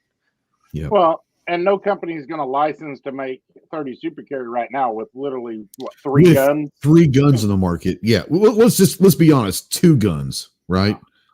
Well, and shelves stacked, 6 rows freaking deep right now with federal 30 super carry already. Yep. Obviously it's not selling. Yep. Real quick, Marcus says, how do you feel about most of the ammo companies being sold to Europe? SMB I didn't hear this. SMB was just sold to CZ. Is that real? Did that just happen? Did SMB get sold? I don't know. Let's Google through it. SMB did just get sold. I don't remember to who. If our ammo guy hadn't left the ammo industry, he could be telling us this. But they bought SMB for $350 million yesterday. It was released yesterday. And wow. To answer that question, that does kind of scare me. You talking about all the ammo companies being sold to European companies? Yes. I'm okay as long as it's still manufactured here. That's what I'm saying. If they decide to manufacture it over there and try to do all the import, well, we know how import craps went in 23. Mm-hmm. So that at that point it bothers me. A foreign company owning an American company in its portfolio, that's not anything new. That's nothing new. But if you take those jobs, not only are you taking the jobs, like I'm not going to lie, Arkansas, we're really big on ammo manufacturing here. And we've got several companies Remington's manufacturing plants here. SIG has a manufacturing plant here. So, I mean, that's a lot of jobs in the state of Arkansas that could go somewhere else. I'm just saying if all of them sold. Now, like you said, the bigger problem, like you said, Clover, is bringing the import game over here. Not only is it going to be tougher to get ammo because now all the government has to do is be weird and pull some, import bullshit. Isn't SMB but too, prices will go up, Go ahead. SMB already manufacturing? I don't know where SMB is manufactured. I'm sure it is. I don't think that. I think that was an imported one. It's imported, but SMB was also part of the conglomerate that owned Magtech and Taurus. So I'm guessing they just sold it off to give them more room. Probably. Lance wants to know out there, how about Walther? That's his new crush. Walther's got some stuff coming out. I think you'll pull up the Walther website. I saw something a couple weeks ago. PDP steel. The steel, yeah. Let's go over to the PDP steel, and they've got this other. I thought I saw something else coming down, but I might be wrong. But yeah, the PDP steel frame. Let me come in here real quick for you, Lance, and present this for you. Over, you can go at waltherarms.com, obviously, but the PDP steel frame. It's pretty sexy. I huge Walther fan. I've shot the PDP many, many times. I'm always, it's going to sound bad, I'm always going to be on the boat where I probably won't ever own a PDP because I'm a little upset that they're getting rid of the PPQ. That's just me. I'm a huge PPQ fan. That's one of my favorite guns ever. One of the best triggers ever. You ever owned a PPQ before before the PDP came out? It's not the same, especially just a few years before it came out. Yeah, like it's PPQ all the way. Yeah. They A lot of people revamped say that the about like PK3. They needed to revamp the PK380. That Right. was one of the most disappointing guns I've ever had, and it's over here in the safe. And I haven't touched it since the review, probably 4 or 5 years ago. Is that their one that's based off their 22 that they just turned into the 380? Honestly, it's a Walther slide, and all of that's fine. I honestly think it was like the frame of like an airsoft gun, like one of their Umarex. like Umarex stuff. Yeah, the frame was It was absolutely really awful. disappointing. Yeah, It shoots fine. It's just when you hold a Walther, you expect certain things, right? You know what I'm saying? And when I picked up that PK3, the original one, it was disappointing to say the least. I'm hoping that they've revamped it. Obviously I'll go and see Cody's back over there, so I got to go see Cody anyways. But I'll check it out. But I was really disappointed with the PK380 years ago, and it's kind of just sit there now. It's kind of been forgotten, unfortunately.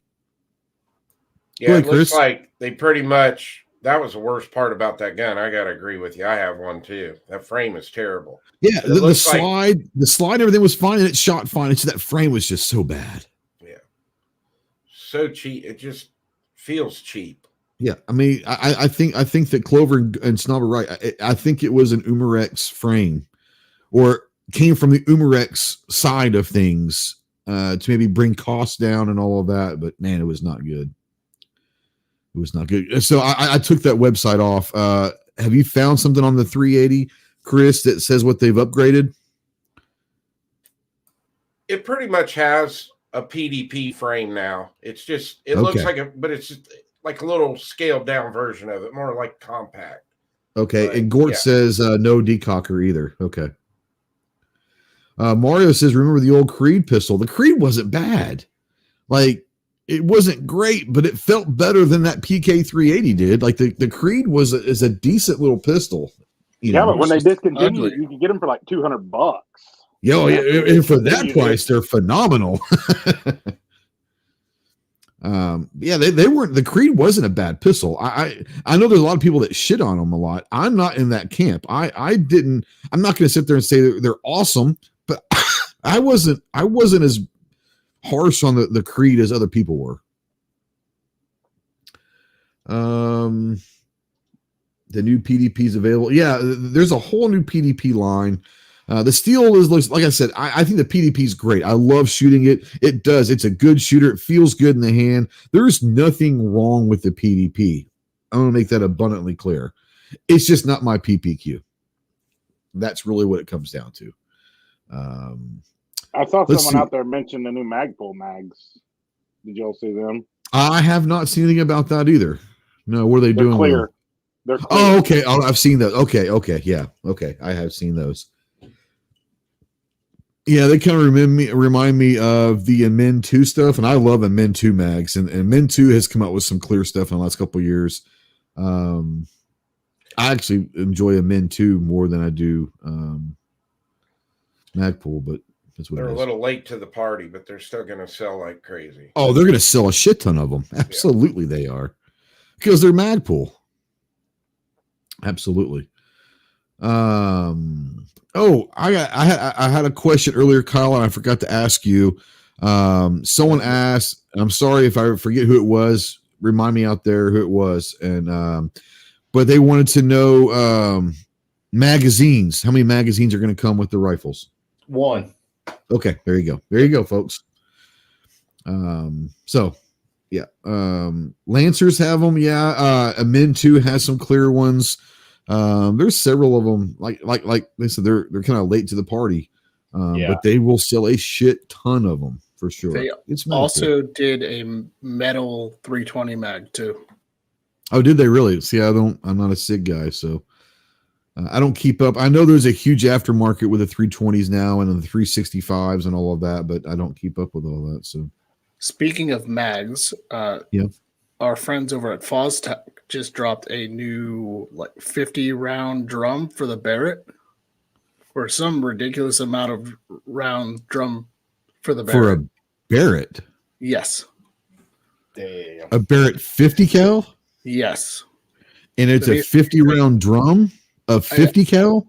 First of all, holy shit! How much money are you gonna? Well, first of all, if you're able to afford 50 rounds of 50 cal, good for you at this point. But who's gonna go and shoot 50 rounds of 50 at a time? I'm just saying. Sorry, it's 20 round. Okay, that's a little bit. That's still a lot of 50. But that's better than a 50. It better come loaded. Shit, right? How much does that thing cost? I didn't say it, but it is a metal mag too. They've got that, and they also have their new Predator handgun, which is based on the 320 that they're also dropping at Shot. Okay. Kyle, do you see that comment from Marcus? Yes, they are not chrome lined. They're gas nitride treated. There you go. So I was looking at that Instagram post from Smith because I hadn't seen both of them. I only saw the dude on the horse. Oh, If you yeah. look up close to the dude sitting by the fire, I'm pretty sure it is a lever action. You can, if you look really close on the right side, there's an outline of a lever. I would be surprised I'm going to go look at it again. I would be surprised they would actually put that in the picture, being so secretive. I have my screen. But okay, hold on. It may not be, but that sure is what it looks like. Can you see my mouse? Oh, snap. That looks like a lever right there. And I'm going to pull it up on my phone. I don't know if it really is, but it sure could look like it. Yeah, I could definitely see that. It's either a lever. That could be. You want the scabbard right there? You mean? Well, no, there's a scabbard there, but it looks like there's a stock going down here in the edge of a lever. Right there. Like it's leaned up at an angle away from him. I'm trying to zoom in on my phone. Sorry. And it may not be. It may just be dreaming and hoping. Watch it be Smith & Wesson's new apparel company. Oh my God! Can you imagine the hate? Could you imagine? It's gonna be new watches and hats and shit. They're gonna have a Patchet Shot show. Oh my God! The hatred that would happen to that.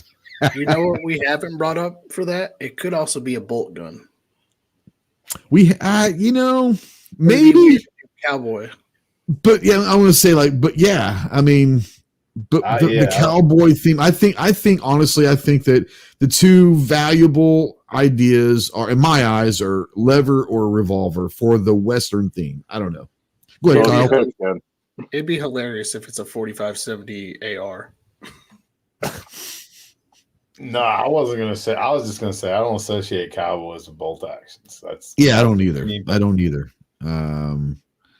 God, if they show up with a Pony Expresso, I'm gonna be pissed. You know what they don't associate Cowboys with in Texas? Huh? I said, you know what they don't associate Cowboys with in Texas? Go ahead. Winning a playoff game. That's fair. I knew it was coming. Ooh. I knew it was coming. Yep. No, I get it. And it's well deserved. I haven't been as mad. Like I turned the game off. Like my wife was like, "What's wrong?" Like we're getting our asses. Like I turned the game off, and I was like, I'm not going to watch this anymore. I hope that they trade Dak. I like Dak. I think Dak's a good human being. I think he's a fantastic regular season quarterback. He's terrible in the playoffs, and why the hell we even hired Mike McCarthy to begin with? You know what? My wife looked at me the other night and she goes, Harbaugh for the Cowboys. Oh my God. Let me go give me some Jim Harbaugh for Dallas. I'm down for that. I'm down for Jim Harbaugh. He's staying put. No, he is not. He is gone. No. He will probably end up with the Chargers. I have a very sneaky suspicion he'll end up in LA. I could see Dallas taking Belichick. I hope not. Belichick in the last 4 years has proven that he cannot win without Tom Brady. He just can't do it. I don't know if that's necessarily true though. The other name that came up for Dallas was Tomlin. No, So Tomlin's going nowhere. I'm in on Mike Tomlin is one of my favorite coaches of all time. I can't imagine Pittsburgh letting him go. I can't imagine that. I would, and I honestly don't imagine Tomlin leaving. I think that whenever he and Pittsburgh part ways, I think Tomlin retires.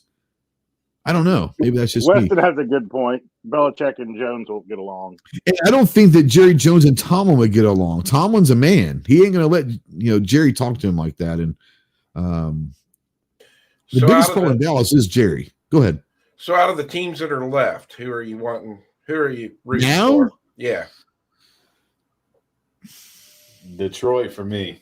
Yeah, Detroit. I love the story. I'm a big Dan Campbell fan. I agree, Kyle. Detroit, probably in the NFC, AFC. I love watching Patrick Mahomes, but I tell you who I'm a big fan of. I am a huge fan of Josh Allen. I would love to see Buffalo go all the way. I'm a huge Josh Allen fan. I could see that. I could see that potentially happen. I think the Ravens going to buckle. Yeah, Gore says Tomlin still hasn't in 17 years, I think. Tomlin's never had a losing record. And he doesn't have any talent on that team. He's on his fifth string quarterback this year and still has a winning record. Go figure. Tomlin's probably the best coach. Tomlin should win Coach of the Year this year. Let's be honest. I think Dan Campbell does win it, and he deserves it as well up in Detroit. Yeah. Now that Cincy's out of there, Kyle, who are you pulling for? I'm going for Detroit. On the AFC side of things, I guess the Bills. I think the Bills. I like Josh Allen, man. He just one of those guys that just shows up and he don't hear anything from him. And he just shows up and plays. That's a beast of a man right there. Yeah, they're a solid team. I hate the Chiefs, but I'm a Cincinnati fan, so that's why. I understand. Yeah, Cowboys, man, they need it. Jerry just needs to get the hell out of the way. First of all, just go away. Be a billionaire. Pete Carroll's leaving the Seahawks. Pete Carroll, man, that's the name. There's a part of me that wouldn't mind having Pete Carroll in Dallas. Once again, you got to find someone who's going to get along with Jerry. Nick Saban's been thrown out there too. Nick Saban. Pete Carroll's 71 years old, man. Yeah, but he doesn't. He's a young 71. You know what I'm saying? Shoo. I don't know. Like I'm okay with because here's the thing: the roster the Cowboys have is a Super Bowl type roster. They got a lot of talent, right? And they got a lot of talent that's still on their rookie contracts that they're still can afford stuff, right? So you don't need someone to be here 10 years. I think that the Cowboys are ready. Like you'll get a head coach that can win the next year or two. Whoever that would be. I don't care how old they are. Who's a coach that can win next year or the next 2 years? Because I think once that's gone, I think Dallas looks much different. But I give them next year and the year after, they're set up for everything. They just need a coach. Yeah, and Jerry Jones wants to win another Super Bowl. Before He does. it's too late for him. He does, and I think that if Jerry's smart, he'll go get that coach and say, "I'm going to give you a 3-year contract, and I'm going to leave your ass alone." I don't know if he can, but that's what he needs to do. I don't know. Just hire Saban and Belichick. Just create a Dude, monster. I will no longer be a Cowboy fan if that happens. Like no. That would be awesome. No. I will. Oh my God. I didn't pull for the Cowboys for several years.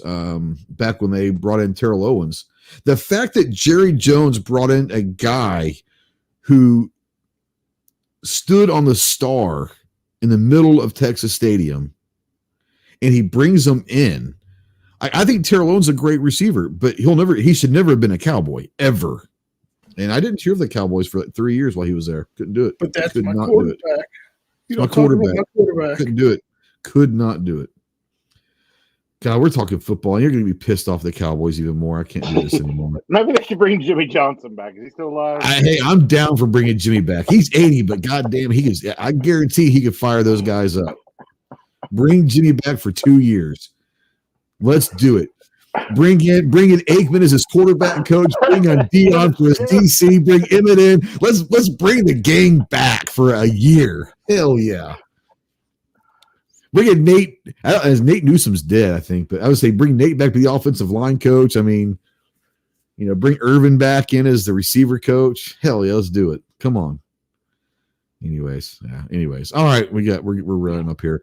Kyle, I want to give you a few minutes to talk a little bit more about the release and all that, and anything that you are able to talk about next week for Shot. Oh, I'm sorry. Were you asleep? You're like, whoa, hey! You just woke me up, Ghost. You just woke me up. Got in that football chat, man. That's right, man.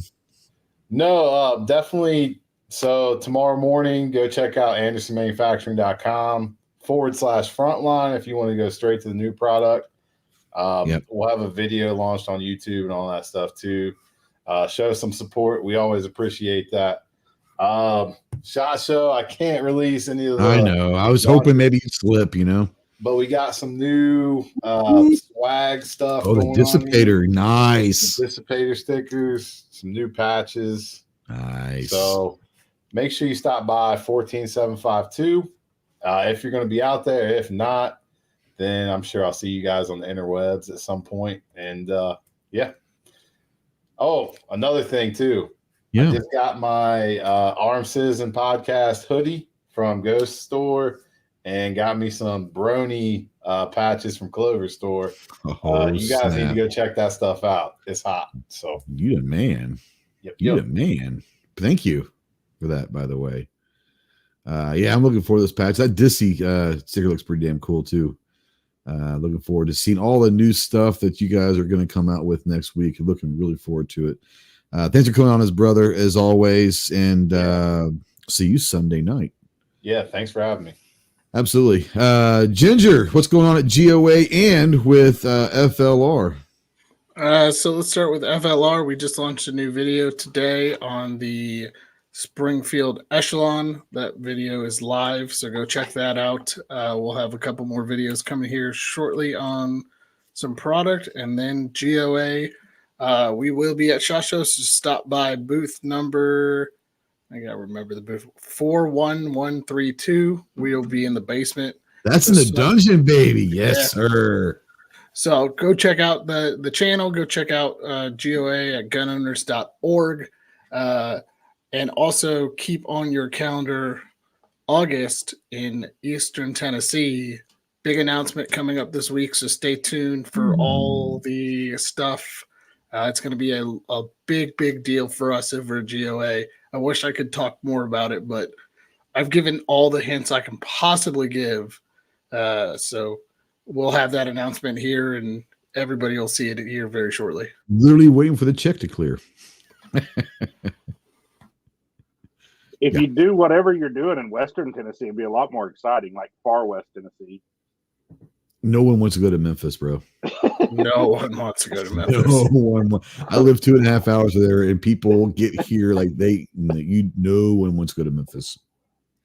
The only reason why I even want to go to Memphis ever now is because of, I'm not going to lie, Bass Pro and the Pyramid's pretty damn cool. But I want to go see that. But the great thing about that is right on the border, like right next to the Mississippi River, so you don't really have to go too far in to Memphis to get there. I keep saying I'm going to run over there too. It's badass. No, it is. It's really, really cool. They did a great job. They've got like a hotel inside there. It's really, really, yeah. If you've never been to the Bass Pro at the Pyramid in Memphis, it's awesome. Artex says, where at Eastern Tennessee? I don't think he can talk about that yet either. Let's just say it'll be in Knox County. We'll just say Rocky Top, you'll always be. So, Kyle, there you go. Supporting everybody. Thank you for that, man. Appreciate you. What town's in Knox County, dude? No, I don't know. I think Peyton Manning might have gone to. I think Peyton Manning might have gotten to school there or something. I don't know. Anyways, yeah. Wes says Bass Pro Pyramid's the only thing I'll stop for in Memphis. I concur. I concur. Snob, what you got going on? Anything you want to announce? I'm gonna go through everything with the creators. How do you plan on during the week, not after the week, but during the week of SHOT? Where can people find some of your coverage? Probably on my YouTube channel if I put out anything. Okay, are you gonna be putting like videos out during the week? Probably. Okay. At least a couple, not a bunch. I'm not doing that crap that I did the first 2 years and just kill myself with it. Well done. I'll put out a few though. Yeah, sure. Yeah, absolutely. Chris, what do you got going on next week? Where can people? Are you going to be putting most of your stuff on YouTube? Or are you putting videos out, or what are you going to be doing for coverage? I probably won't put any content out till I get back. So game plan will be just put shorts out during the day. Mm-hmm. As soon as I get back to the hotel, edit a few shorts up, just throw them up. Yep. I want to enjoy myself this year. I was going back to the hotel and getting the editing going and getting videos out, and I'm not doing that this time. I want to shorts during the day, and as soon as I get back, then I'll start editing, putting the content out. Yeah, but, that's how I'm going to be doing it. Is if you want to find content for me next week, obviously I'll be doing stuff in the next week's following SHOT. But next week I'll be putting out some shorts on YouTube, and basically only other place you'll find stuff is I'll be doing some reels, which will be the same shorts basically, but over on Instagram. A lot of Instagram pictures. So if you want to kind of catch up on that, you can also DM me on Instagram if there's anything that you want me to cover that I might not know about or something, and there's something you want me to cover. If I have time, most definitely shoot me a DM. My Instagram stuff is at Ghost Tactical 2.0. There is a link in my community tab. I put a post up there so you can follow that. DM me. Understand I'll be busy, but if I get a chance to and I check DMs, if I have time, I'll go and check out stuff. We will not be doing a show next week. Tuesday night, Clover and I will be at an event. It's at a range, so we definitely won't be doing the show. So no show next week, but I want to bring Clover in here and I'll let him talk about how his coverage is going to be. But also on my channel, on Clover's channel, and on the Ghost and Clover channel, Tuesday, Wednesday, Thursday, and Friday, we are going to go live from the Bursa booth, live from SHOT Show with a lot of different special guests every day. So make sure you tune in for those. It'll be at 6:30 Eastern Time, 5:30 Central, 3:30 Pacific, Tuesday, Wednesday, and Thursday. And then Friday morning, it will be at 12 Eastern, 11 Central, 9 Pacific. And each one of those days will be an hour. We're going to have 3 segments with 2 different guests each segment. So 6 guests a day for 4 straight days live from the Bursa booth, brought to you by Bursa and Walk the Talk America. So check those out. Clove, where can people find some of the stuff that you're going to be covering SHOT? Are you going to be doing YouTube, Instagram? What are you going to be doing? OnlyFans, what? YouTube, yeah, shorts. Kind of like what Chris said, shorts and YouTube shorts and Instagram reels. Yep. Pretty much, during the day, kind of as I take them, probably yep. I'll snap them, do my thing. And then while I'm standing right there, hopefully got enough signal, I can get them to upload. Fingers crossed. When we go out and smoke, you might have to upload 3 or 4 of them while we're smoking. If not, I'll do it. I'll do it on a smoke break. Yeah, that's right. Or while I'm sitting in the media room for that break or something. But get them up pretty quick, those. So, probably looking at 3, 4, 5 of those a day, something like that, shorts, yeah. And then a few videos the following week. I'll crank those out pretty quick. I'm not gonna, if I do end up doing 6 videos, let's say, I'm not gonna drag that out over 2 or 3 weeks. I'm gonna, drop all those 6 probably within a week or so. So, and then and then we got the podcast. So both schedule is up on my website, clovertech.com. And looks like you have everything pretty much scheduled on the channels. Yeah, we do. Yep. Go check out the Ghost and Clover channel for that anyway. And thanks to Kyle, man, I did get the order, so thanks for the order on the brony. Absolutely, thanks, Kyle. And the other things that you picked up in the store. Yeah. I had to do it, man. I had to. I appreciate Oh, you that very brawny much, patch brother. rocks, man. It's awesome. Yeah, It'll look real good on your beard at SHOT Show. I know, right? right here. Right there. And I've got one of these for you. I'm bringing you. Nice. Heck So, yeah. We'll do a patch swap. DBO. sure. Anybody else have anything you want to bring up? John, you want to bring up State of the Second podcast tomorrow? Yeah, I totally forgot to drop that. So we have a new episode of the State of the Second podcast tomorrow with Amy Langdon of Langdon Tactical, the wife of Ernest Langdon, talking about protecting your kids and protecting as a parent and the thought process behind carrying with kiddos. So check that out tomorrow. It's a very long episode. It's actually going to be our longest episode. It's 2 hours long, but the conversation was just so good we couldn't stop talking. It's almost as par with your videos. So, anyways, go check out a video dropped today over on Fully Loaded Reviews on the Springfield Echelon, correct?